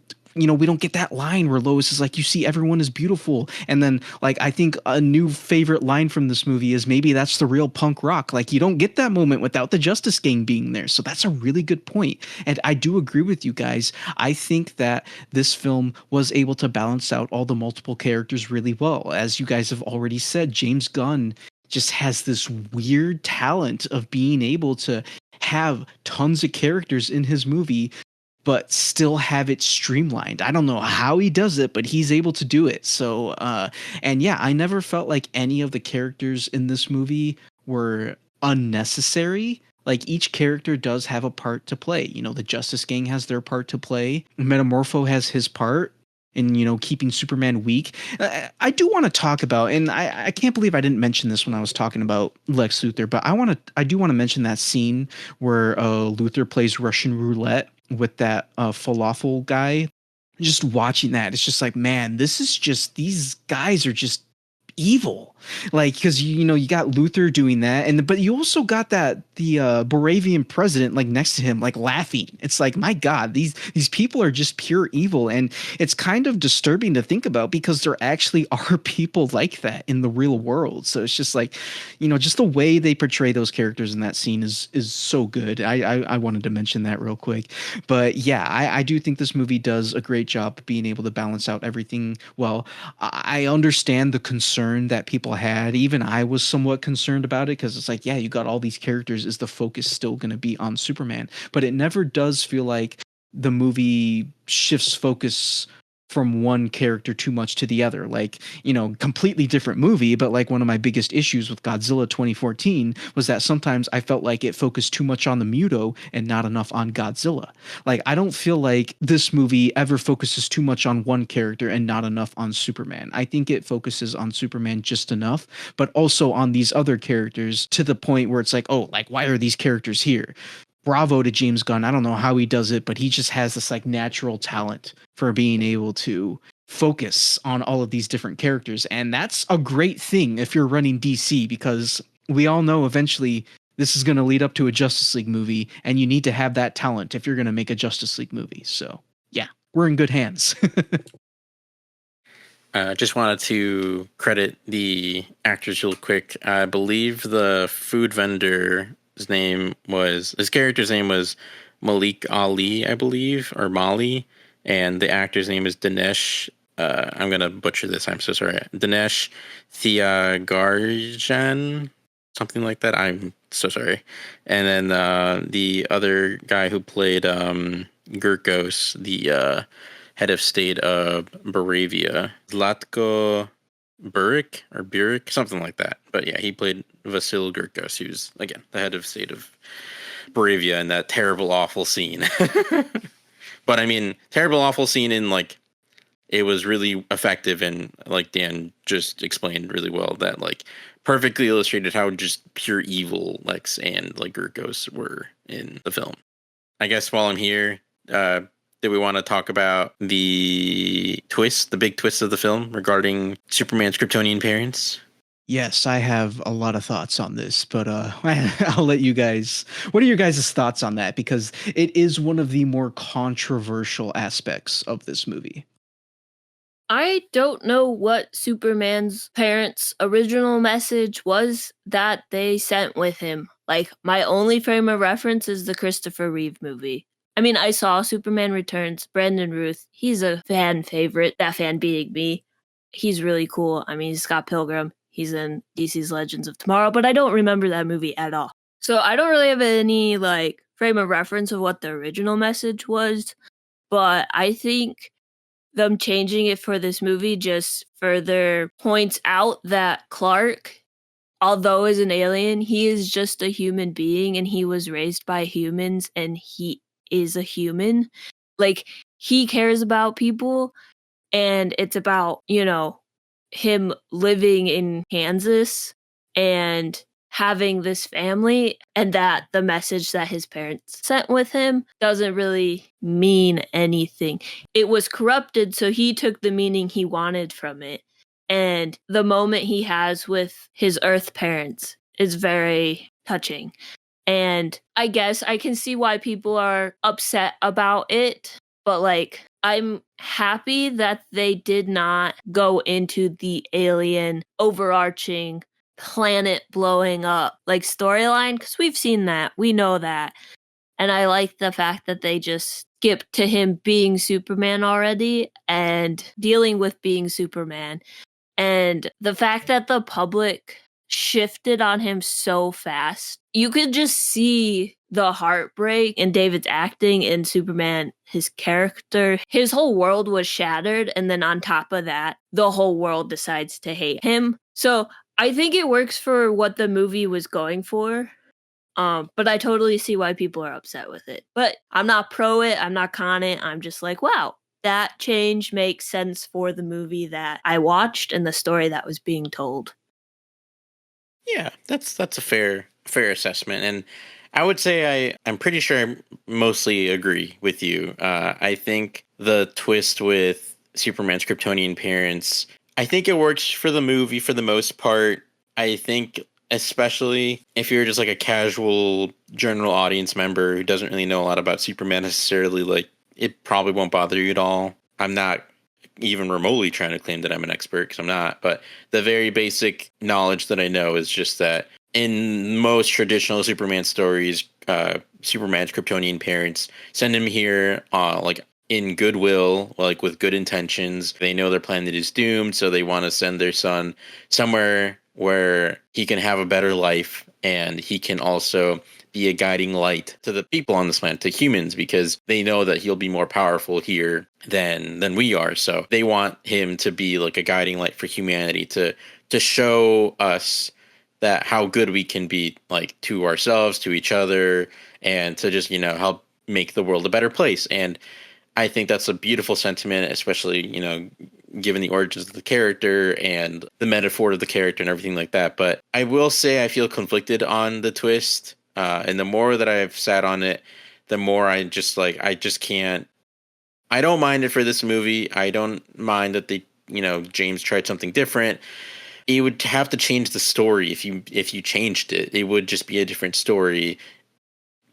I do think I've seen a change online, a potential change online that I think would have worked, and I think would be timely, and I think just like, yeah, I think so. The change online that, like, I would have liked more, I think could have worked, and you would have had to rewrite some things or whatever to, make the Ma and Pa Kent parts work. But I think that the movie would have been better off for it. But so the change is, some people have brought up, is that instead of the footage being real, that Lex could have used like AI to generate that false second half. And I think that would have made way more sense. I think that way you could have kept his Kryptonian parents as being, in line with their classic traditional motive selves or whatever, like, I think it would have been nice because it would have shown, that, they were still, I'm not saying all Kryptonians were exactly like them, but we have to wait to see Supergirl to see how Krypton maybe was more like, or what Kryptonians were more like in general. But off of just Jor-El and Lara, like, I'm just disappointed that they're written like that. But I think that the change of it being like an AI video made by LexCorp and released to the public would have been very timely, would have stayed consistent with that character. Like, he just hates Superman. And I think it would have, with the technology that they have, it would have been timely to today where, people don't know, they can't tell AI apart from reality. Plus, it could have added to the narrative where, like, Superman, he knows it's not real because, like, the second half was damaged and, basically destroyed and, couldn't be recovered. But despite him saying this or, like, swearing on his life, like, no, that's not real, blah, blah, like, humanity is, like, turning on him. And, like, he's still him. He still cares about all life. He still wants to help everyone. But, like, he has to fight against, like, this misinformation campaign where he's basically fighting against reality, where it's like, well, no, like, this is fake. Like, I have the actual thing. And, like, there's no other half to recover, it's just this first half, or, whatever. Like, they could have just done something like that. I do think it would have changed the story significantly. So, like, this would probably be a slightly different movie. I still think you could have kept the same tone. I still think you could have kept the same, a lot of the same beats. It would have just changed a few scenes and, whatever. But at the end of the day, like, the way I look at it is, like, this is just a comic book movie. It's just a movie that's made to feel like a comic book. I can accept that these changes are just something, to try something different, and, adds that nice connective tissue to the ending with, like, oh, he loves the footage of his parents. It calms him or soothes him or whatever. And it's his mom and pa Ken, and that's really sweet. And I like all that. But I do think I would have preferred if they had just done that. And then at the end, then it's exposed along with everything else that, Lex actually made that up. And so everyone's like, oh, okay, yay. And then I feel like that would also further strengthen humanity's bond with Superman, because they would be like, oh, like, they tried to turn him against us or they tried to turn us against him, I mean. But actually, no, he really was, like, caring about us. And it was just like Luthor who tried to, like, smother him or, whatever, like, defame him, or I can't think of the right terminology. But yeah, like, just, like, slander his name. And yeah, I think that change would have been better. But at the end of the day, it's fine. Probably my one qualm with the film, but I still love this film. Still, like, top tier superhero film, comic book film. Just, like, one of my favorites, second favorite of the year so far. Absolutely loved it. So yeah. But what about you, Dan? Yeah, I have a lot of thoughts regarding this change.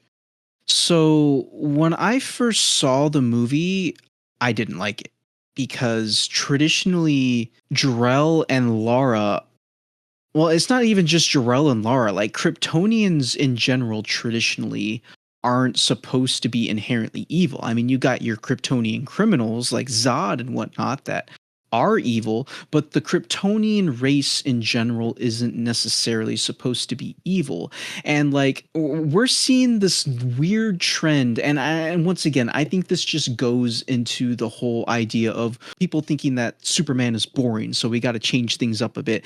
Like in the mid 2010s, it was all about making Superman evil. Like the only way to make Superman interesting is to make him evil. Now we're seeing this shift where instead of making Superman evil, we're now making the Kryptonians evil. We're essentially turning the Kryptonians into Viltrumites, to reference Invincible again. Because like I know the My Adventures with Superman show is kind of playing with this idea with Kryptonians being evil, and now we got this movie. Now, that's not to say, because once again, we don't know what the Kryptonians were like in this movie, and I'm really hoping we get more insight into them with the Supergirl film coming out next year, because obviously Clark was sent away from Krypton when he was a baby, so he has zero memories of Krypton. So it could just be Jor-El and Lara thinking this way, and not necessarily all of Krypton. But like, yeah, when I saw this movie the first time, I didn't like the idea of Jor-El and Lara essentially telling their son, go to Earth, conquer it, spread your genes, make Krypton live on Earth. That's not the type of people that Jor-El and Lara were. Like, Jor-El was a scientist. He had this ship developed because he knew Krypton was going to explode, because he saw the changes coming. He tried to warn the Council of Krypton about it. Nobody would listen to him. So he made this rocket and sent his son away so he could live a better life. He never wanted his son to conquer, to be a conqueror. Like, that goes against like the type of person that Jor-El is. Now, granted, Udi, you had brought up earlier that the reason why Superman's parents sent him to Earth was because they wanted him to lead by example, to be a beacon of hope for the people of Earth. Now, it really just depends on what iteration of Superman you're going with, because the comics that I've read, that's not really why Jor-El and Lara sent him to Earth. That was something that the Christopher Reeve movies kind of invented. And I could be wrong. Once again, I may be a huge Superman fan. I may have read a ton of comics, but I don't think I would consider myself an expert. There's probably somebody out there that's like read even more than me and knows even more than me. So like, I could be wrong here. I really do feel like that is something the Christopher Reeve films invented, because the whole idea behind sending Superman to Earth was so they could save their son. It wasn't so he could go be a hero. I've always had kind of an issue with Superman's Kryptonian parents being the reason for why he does what he does, because Jor-El and Lara just wanted to save their son. Like that's essentially why they sent him off to Earth, because Krypton was going to explode. Their son was going to die with them. They didn't want their son to die. So that's why and it's been talked about before, but the story of Superman is kind of similar to the story of Moses. Jerry Siegel and Joe Shuster were Jewish, and some of those religious implications inspired the story of Superman. So like, they sent him away to save him. And I've always interpreted Superman as he represents the best of humanity. Like, Superman is humanity's gift for their kindness, because he lands on Earth. He was discovered by two kindly Kansas farmers, and they raised him with good morals because they were good people. Jonathan and Martha are good people, and they are the reason why Superman is the way he is. They are the reason why he goes out and saves people, not because Jor-El wanted him to do it. At least, once again, that's my interpretation of it. Other people may interpret that differently, but I never once felt like Jor-El and Lara are the reason why Superman does what he does. He does that because of Jonathan and Martha, because of the way they raised him. Jonathan and Martha represent the kindness of humanity, and they instilled that kindness into Superman, and that is the way he is. Now, I've never really felt like Superman's Kryptonian parents, like, they're a part of his history, but they're such a small part of his history because, they perished with the rest of Krypton. The way I feel, Jor-El and Lara should be there to teach Superman about his heritage. They should be there to tell him where he comes from. They should be there to tell him about Krypton. And yeah, they're dead, but in every iteration of Superman that we always get, there's always like some form of like AI or whatever of their consciousness that is sent with Clark on his rocket, so that way they can be there to teach him about Krypton. But Jor-El and Laura should not be there to teach Superman how to be a hero. That should be something that Superman should learn on his own and should be taught to him by his human parents, because that's the most important idea behind Superman is he was raised human, and that's where he gets his morals from. And I don't think that he should learn that from aliens who essentially destroyed their own planet due to their own hubris. Now, granted, you could bring in some ideas like the Christopher Reeve movie mentions, where it's like, we want you to set an example so you can be better than us. Okay, yeah, sure. That's an idea that you can go with. But once again, I just prefer this idea of Jonathan and Martha being the reason for why Superman is the way he is. So, like, yeah, the change to them did bother me at first because I don't think Jor-El and Lara should be evil per se. I mean, sure, they could look down on the people of Earth and be like, well, they're simple-minded and whatnot, but I don't think they should be like, you should conquer this planet. I still kind of don't agree with that. But after subsequent rewatches, especially with how the movie ends, where Superman does learn that like his parents, his Earth parents, are why the way that he is. And like, yeah, they play the footage of his Earth parents instead of his Kryptonian parents at the end. I really like that. I agree with that because that is how I've always viewed Superman. And I really love that idea. So yeah, it still kind of bothers me, but I kind of agree with the messaging. And I kind of feel like without having this plot line, it kind of defeats, like, not defeat the purpose, but it kind of, you kind of need this for Clark to go through his arc in this movie, for him to realize he's doing this because of the way he was raised, not because like he was led on some destiny by his Kryptonian parents. Like, I really like that arc that Clark goes through. And without his Kryptonian parents being quote unquote evil, you kind of lose that arc. So yeah, I'm still bothered by Jor-El and Lara being evil, but I understand that it's necessary for Clark to go through his arc in this movie. And in the grand scheme of things, I've never really been that attached to Jor-El and Lara. So like, if you want to make them evil, it doesn't bother me that much. It did at first, but after really thinking about it, it really doesn't bother me that much because there's such a small part of Superman's history. It's not like, this doesn't bother me as much as the way Jonathan and Martha were portrayed in the DCEU. The way both of those characters were portrayed in the DCEU was just terrible. Like, they acted nothing like how they should. You had Jonathan telling Clark that maybe he should have let a whole bunch of kids drown. Like, I just did not like the way they were portrayed in those movies at all. And the one scene that Clark has with Jonathan on the front porch is miles better than anything we got in the DCEU. And I've always felt like Jonathan and Martha were more important to Clark than Jor-El and Lara were, personally. So it's a change, admittedly, that I still kind of don't like, but I understand it. It's kind of necessary for this film. And in the end, even though I don't really like it, I'm still okay with it because this is in line with how I view Superman. It's all about his Earth parents. Yeah, those are my thoughts on it. I understand why people don't like it. But in the grand scheme of things, Jor-El and Lara, at least this is how I feel, like, really aren't as important to Clark as Jonathan and Martha are.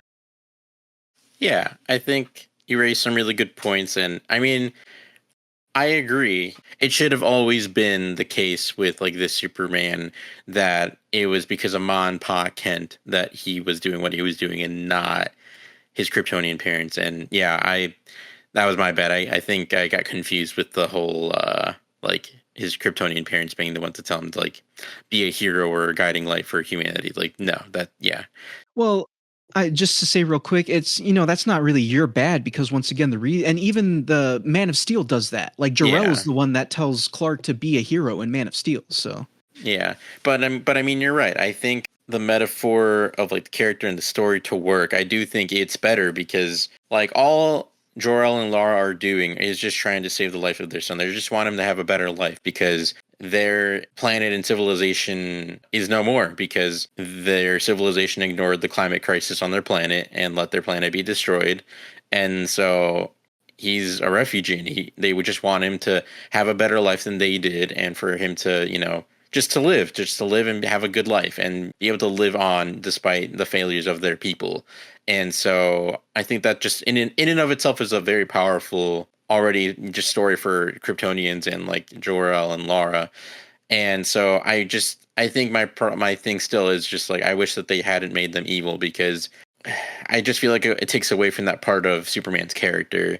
But I agree that like I do think that it should have been Ma and Pa Kent that, are the reason that Superman is like that wants to be a hero. Like he gained all of like this hope and optimism and like love for humanity and life. Like again, just it's all life. It's not just people, it's animals, anyone, any creature he adores and finds beautiful and like wants to protect and use his power that he has to do good. And I think that, like, you're right. It should be the goodness of humanity and of his human parents that shows him that. But I still feel like I don't agree with the movie necessarily doing what it did. Again, I can accept it for this iteration, and I can accept it for trying something new. And it seems like it's a current DC trend that they're trying to do now, going off of what you just said, like My Adventures of Superman doing it and blah, blah, blah. But I kind of wish that for this they hadn't done that. I wish they just kept, like, the more traditional.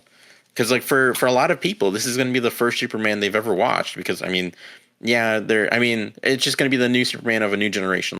I know, it's a pretty tried and true trope and whatever, but like I just feel like this would have been a good opportunity to just do the traditional original like Superman setup with like his Kryptonian parents being good people who lost out basically because the society couldn't get their crap together and like were victims of that, but like wanted to provide a better life for their kid and then like still have Ma and Pa can't be like beacons of humanity despite and like I think that's another big part of the thing is like despite they're just regular everyday people like and that's the whole thing. It's just regular everyday people who are just good, and that is what Superman is, and that should come from Ma and Pa Kent. So I agree with that. Yeah, and even I want to say because even though even after everything I've just explained, I still kind of don't like the direction they took Jor-El and Lara in because you also bring up a good point. This is a Superman for an entirely new generation of people. I've seen people online saying I'm a fan of Superman now after watching this movie. There's going to be so many people that know absolutely nothing about Superman are going to watch this movie, are going to love it, and now they might think that Jor-El and Lara are like evil when that's not the case. Jor-El and Lara have never been evil and now they're going to have this idea that they are because of this movie. So yeah, that's a good point to bring up. Yeah, and it is unfortunate because again, in that James Gunn interview that I listened to earlier today, he doubled down. He was like, "Well, no, like, because even the interview was like, I know, like, you gave us that scene with Mr. Terrific where he confirmed it. He's like, but some people are still wondering and hoping like that it might be like a fake or whatever." And he's like, "No, like, it's confirmed. Mr. Terrific, like the smartest character in the movie, confirmed it." I get sticking to your guns and I get it, but it's like I don't know. I just wish he hadn't done it or he thought more about it. I'm sure he did give it a lot of thought. I'm not saying that I don't think James Gunn just like on a whim decided to do this, but like I just wish he hadn't done it, but it is what it is. It's fine. For being like the only real qualm I have with the movie, I can get over it. But yeah. I did just want to add Bradley Cooper as Jor-El and Angela, I'm going to butcher this name again, Angela Serafian, something like that. Sorry, my apologies. She plays Lara, and I believe she's from Westworld, or at least that's one of the things she's been in. And then Bradley Cooper.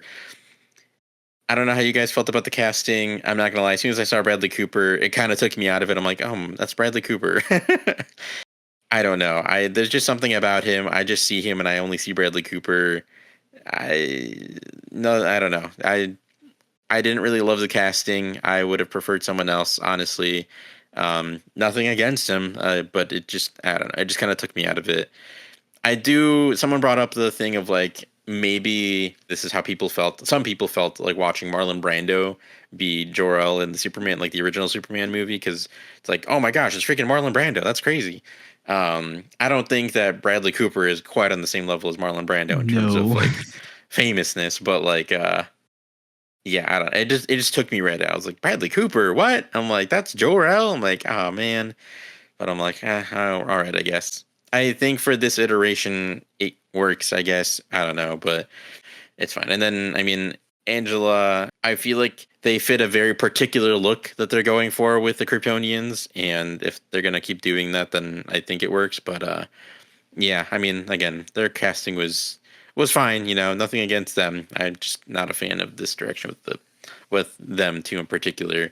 I will say that I appreciated that they gave the Kryptonians an alien language, because that was like a thing that just recently I was like talking to Dan Miranda about. I was like, if they're aliens, why don't they have like their own? Why are they speaking in English? It doesn't make sense. But so I'm happy that they actually got like a Kryptonian alien language in this. I thought that was cool. But yeah, I'll finish my thoughts with that. Well, maybe they were speaking Kryptonian in the previous movies, but you know, Superman understands Kryptonian, so he's hearing it. We're hearing it as English, but they're speaking Kryptonian. But nah. Maybe. I did want to comment on. So first of all, I don't really remember too well what Bradley Cooper looked like, and I was not expecting to even see Jor-El and Lara in this movie. So like when they appeared on screen, I was like, oh cool, it's Jor-El and Lara. I was not expecting to see them, so I didn't even recognize that was Bradley Cooper. So that's kind of odd that they cast Bradley Cooper as Jor-El. But I mean, hey, you know, it is what it is. I thought the casting was fine because once again, I didn't recognize him. But I thought it was funny how you were talking about how like maybe for some people seeing Marlon Brando as Jor-El back in the day was like, oh my God, it's Marlon Brando. It's like, honestly, I feel like that's crazy. Like casting Marlon Brando as Jor-El, that would be like if Leonardo DiCaprio got cast in like a superhero movie. Like it would just be insane. I feel like so. Yeah, I agree. I think Marlon Brando, even now, like I think he's probably even more legendary now because it's been so many years since he was like around. But it's still crazy that he was in Superman. I know, yeah. So, but yeah, I thought the casting was fine. I liked the look of Lara. I liked the costume design. You know, one thing I didn't mention when I was talking about Superman's parents is you give this Kryptonian, you give this twist that they're kind of evil now.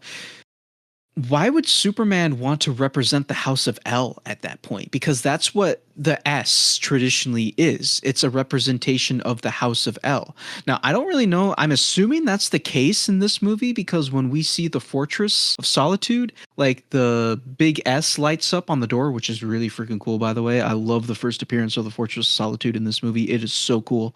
And so like the S lights up. So I'm assuming that still represents the House of L. Like, why would you want to represent that after learning? But I guess that could be a way of like taking that and trying to turn it into a symbol of hope and good instead of it representing a symbol of conquering, you know? So I guess that's a way you could look at it.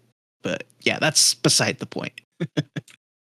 Yeah, and I mean, as we brought up, like, I mean, we don't fully know what all Kryptonians were like. I do kind of get the vibe that maybe they all were like that, and that's why I mean, that it's not traditionally why, but like the planet and civilization perished because the civilization and like the Kryptonians couldn't, you know, wake up and stop destroying the planet. So I think, I mean, it could just be indicative of like a society-wide problem. Even Jor-El, who, I mean, if they keep in line with the character, being a scientist, whatever, blah, blah, blah, like, I don't know. But, yeah.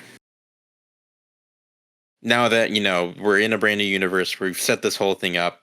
Do you guys feel like this is a step in the right direction for DC, like this new version of the DC universe for, you know, movies, TV shows, whatever? Like, do you feel like this new DC universe is the right direction to go in after the failed DCEU? I don't mind starting us off this time. Yeah. I think this is definitely a step in the right direction.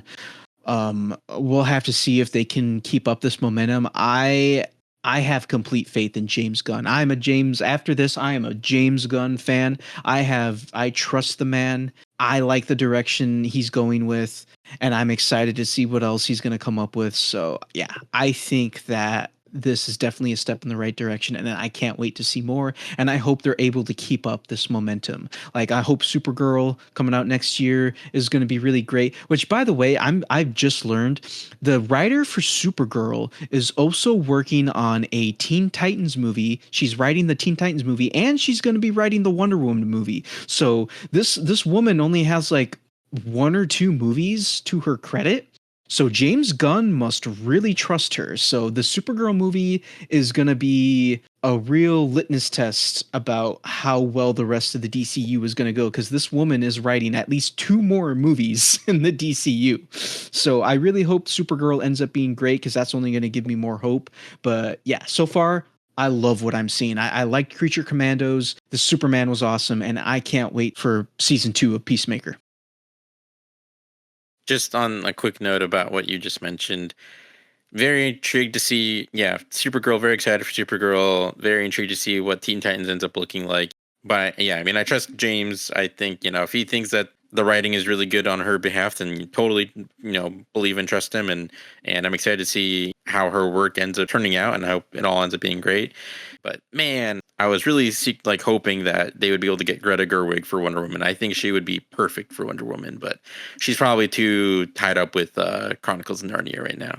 You'd still direct, possibly. Just because she didn't write doesn't mean she can't direct. That's true. Yeah, maybe. But I mean, again, I think it all depend on timing, because, it does seem like she's pretty wrapped up with Chronicles of Narnia right now. And I don't know when they're planning on shooting Wonder Woman, but it seems like they're trying to fast track women. So who's to say? I did not know they were making a Wonder Woman movie again, and I did not know they were making a Teen Titans movie.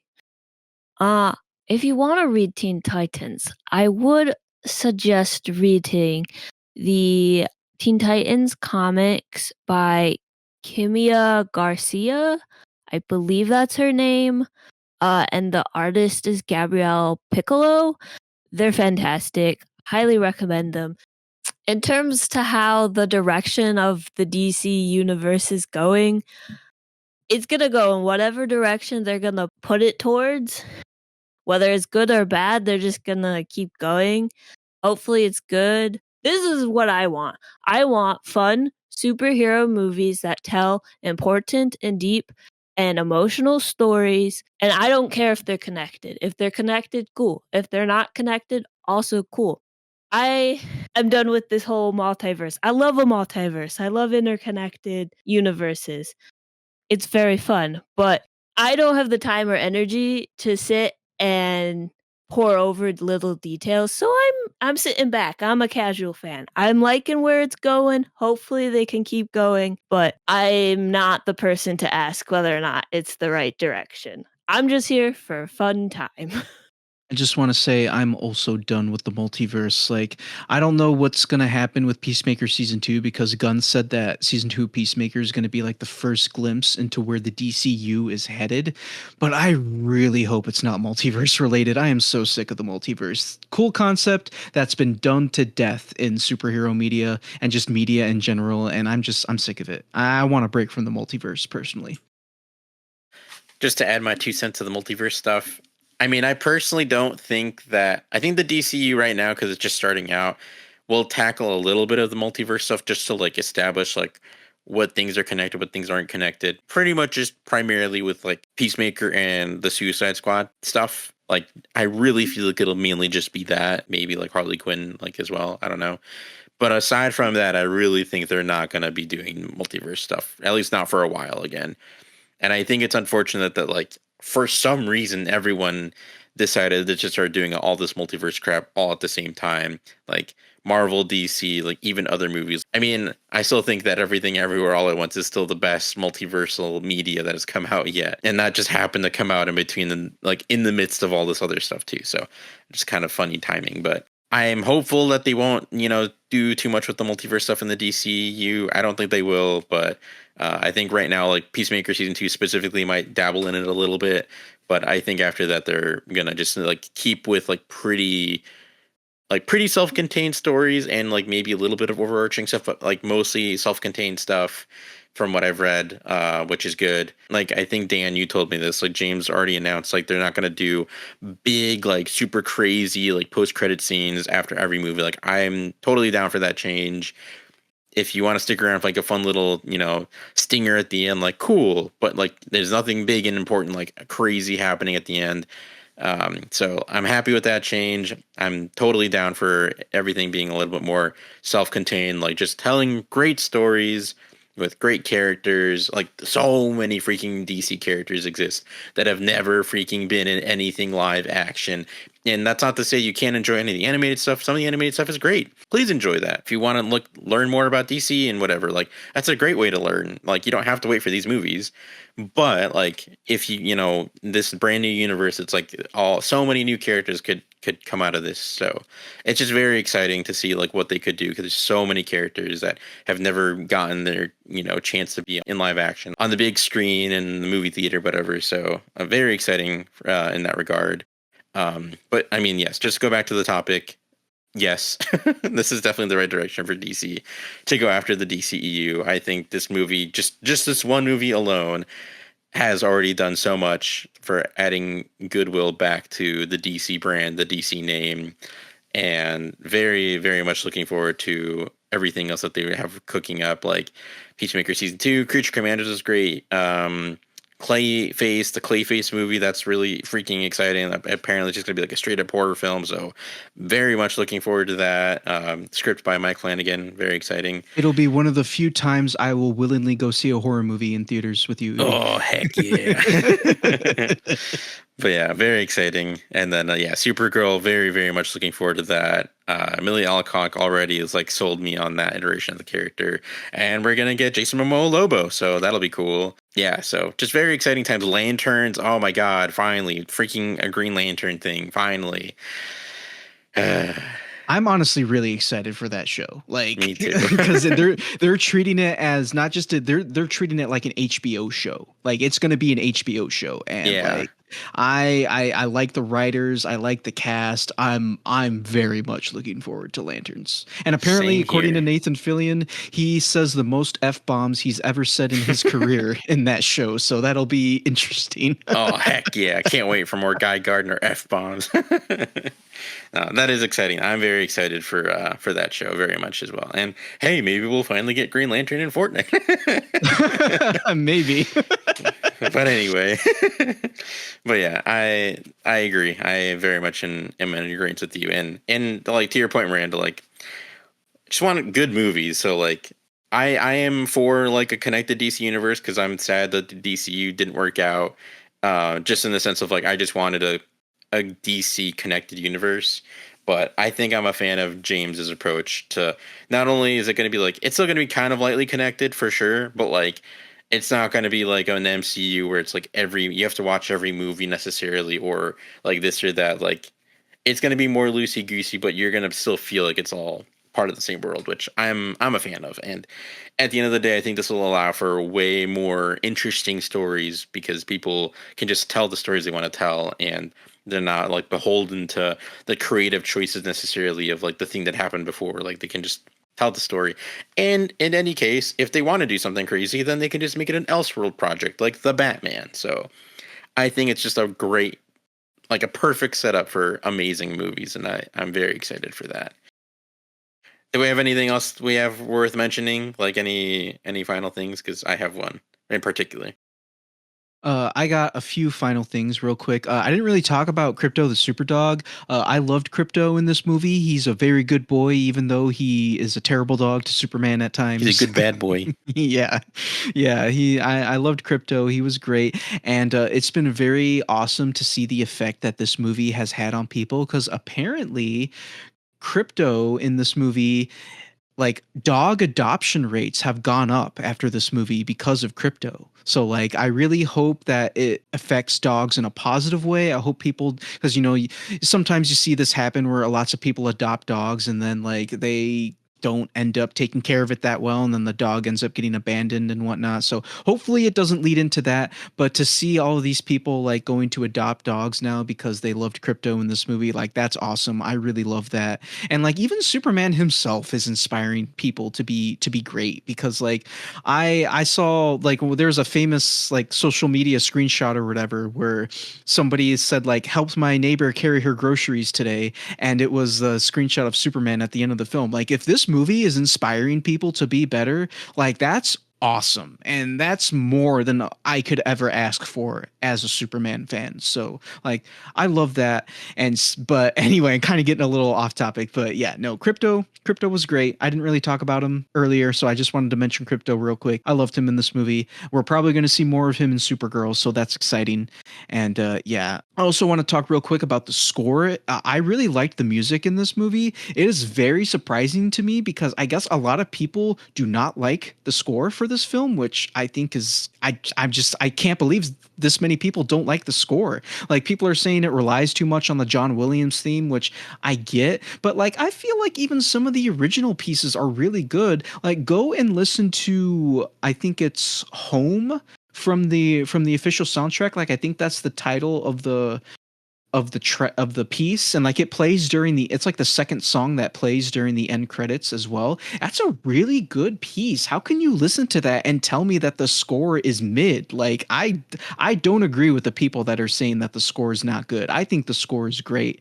Granted, I mean not every piece in the movie is amazing, but like I don't know, I really like the score. And once again, James Gunn just has this natural talent for introducing me to new pieces of music that I never knew I would like the Guardians of the Galaxy soundtrack. Just that entire like soundtrack introduced me to great music.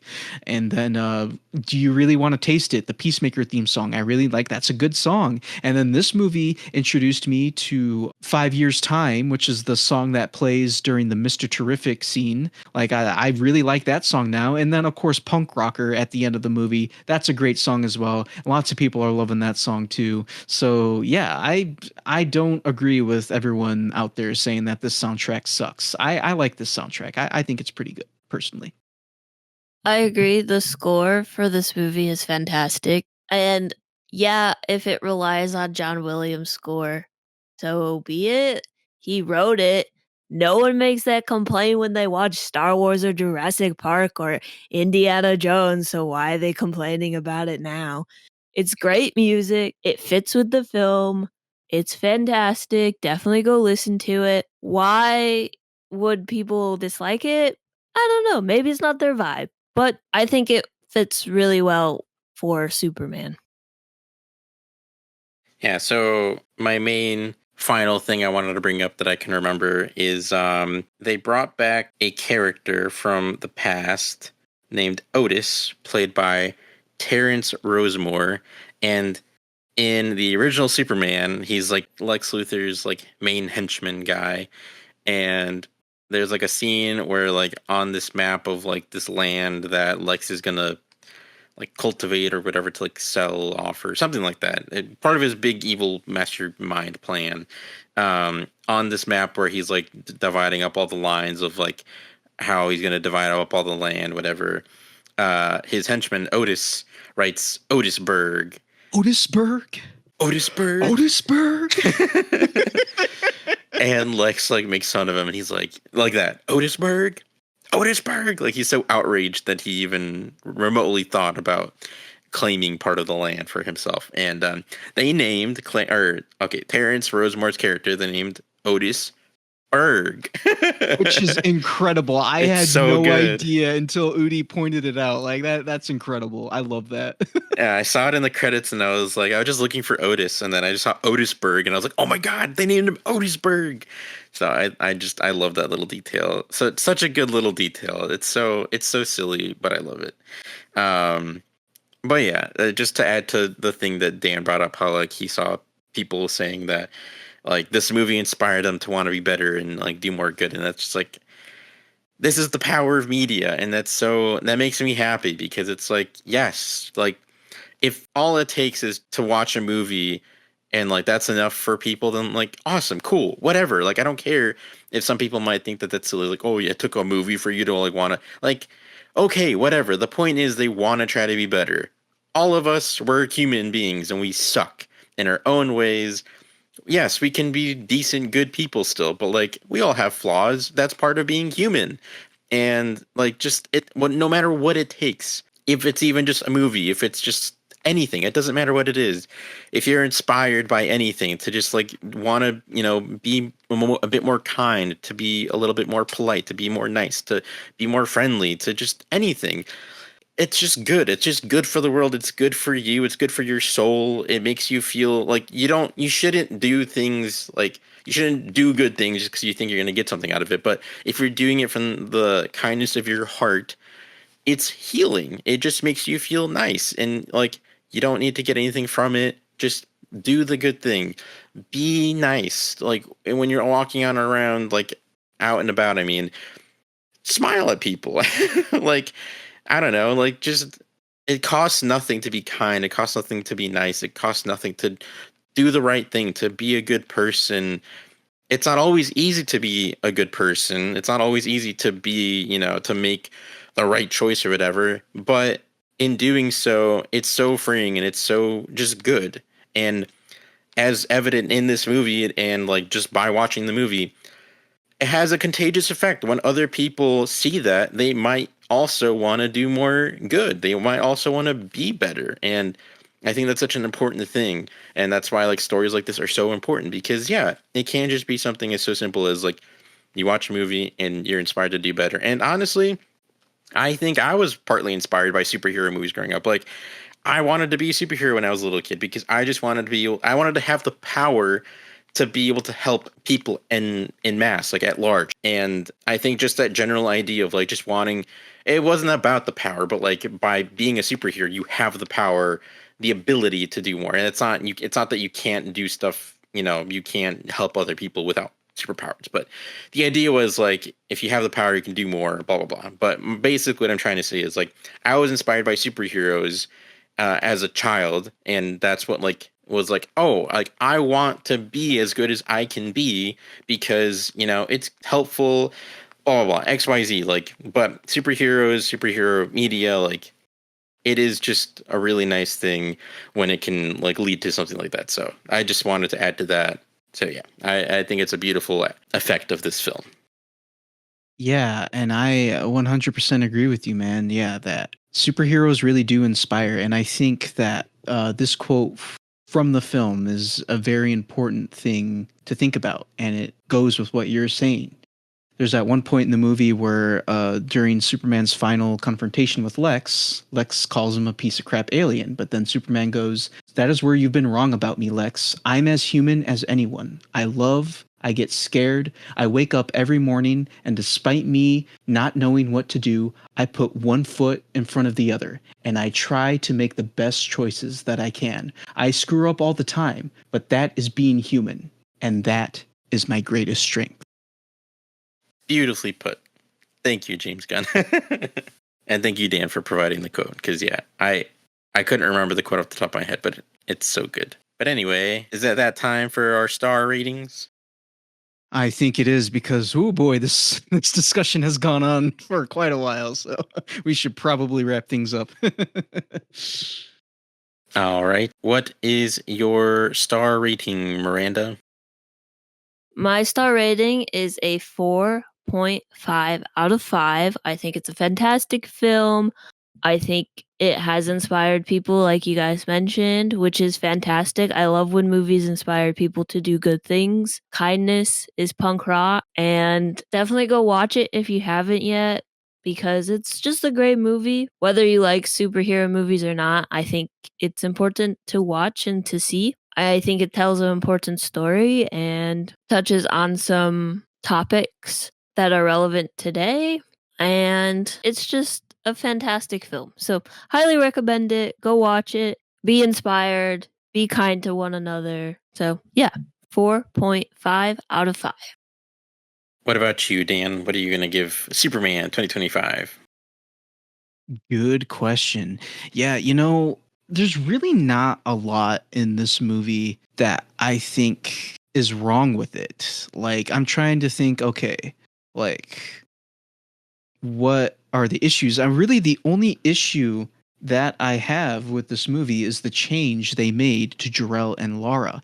But like I feel like that's a necessary change for Clark's arc in this movie. So there's really not a lot that I take issue with, and I loved this movie, man. After I saw it the first time, I wanted to go see it again. It nails Clark's character. The cast is phenomenal. It has good enough writing. Some of the lines that we have in this movie are great lines, like Clark's speech to Lex near the end of the movie. Like maybe that's the real punk rock. Like that's some really great stuff. And yeah, there's not really a whole lot that I take issue with. And yeah, you could argue this film does have its flaws. There are definitely some flaws, but for me, it does everything that it needed to do to be an amazing Superman movie for this whole new generation. So and I'm biased. I'm a biased DC fan, so I'm going to give it 5 stars. The effect that it's having on people and the way that it's kind of completely changing how DC is viewed to some people, like it's finally bringing the trust of the audience back. That is so important to me as a DC fan, and yeah. No, I love this movie. 5 stars. For me, last but not least, I'm going to give Superman 2025 a 5 out of 5. After my first viewing, I was at like a 4.5, but I've also watched this movie like 3 times at this point. And so after discussing it a little bit and like thinking about it, like really, honestly, truly, I'm not, like Dan was saying earlier, I'm not saying this is the best superhero movie of all time. I'm not saying this is one of the absolute like top 3 best of all time ever. That's not what I'm saying. But out of a Superman movie, I don't know what else I could have asked for aside from the whole Kryptonian parent thing. I don't know, it's debatable, but aside from that, I don't know of anything else I could have asked for from this film. And just like, it just makes you feel so good at, like, while watching it. It's just so charming and endearing, and the characters are so well written, and just the film is so important and beautiful and well done. And in a time when things are just dark and not great, like this film is just such a shining light of hope and optimism and positivity, and it just feels so nice. So yeah, 5 out of 5 for me. Absolutely loved it. And very much excited and looking forward to anything else coming out of DC with James Gunn at the helm. So, yeah, 5 out of 5 for me. And yeah, absolutely loved it. The Atomic Lizard's average score for Superman 2025 is 4.833 repeating, which would round to a 5 out of 5. Hey, is that our second official 5 out of 5? Because we gave it I know we gave Little Women, like the Atomic Lizards like score for Little Women was 5 out of 5. Have we given any other movies a 5 out of 5? I do not recall at this moment, but check out our letterbox. It might be updated. Yeah, I guess we'll have to look at the letterbox, but I think this is our second official 5 out of 5, which is awesome. Yeah. It's a great movie, highly recommend it. We had a great conversation, so thank you so much for joining us and listening to our conversation about Superman 2025. If you're interested in hearing more, check out our previous episodes, and as always, you can find us on Instagram at Atomic Lizards Pod and on Letterboxd at Atomic_Lizards.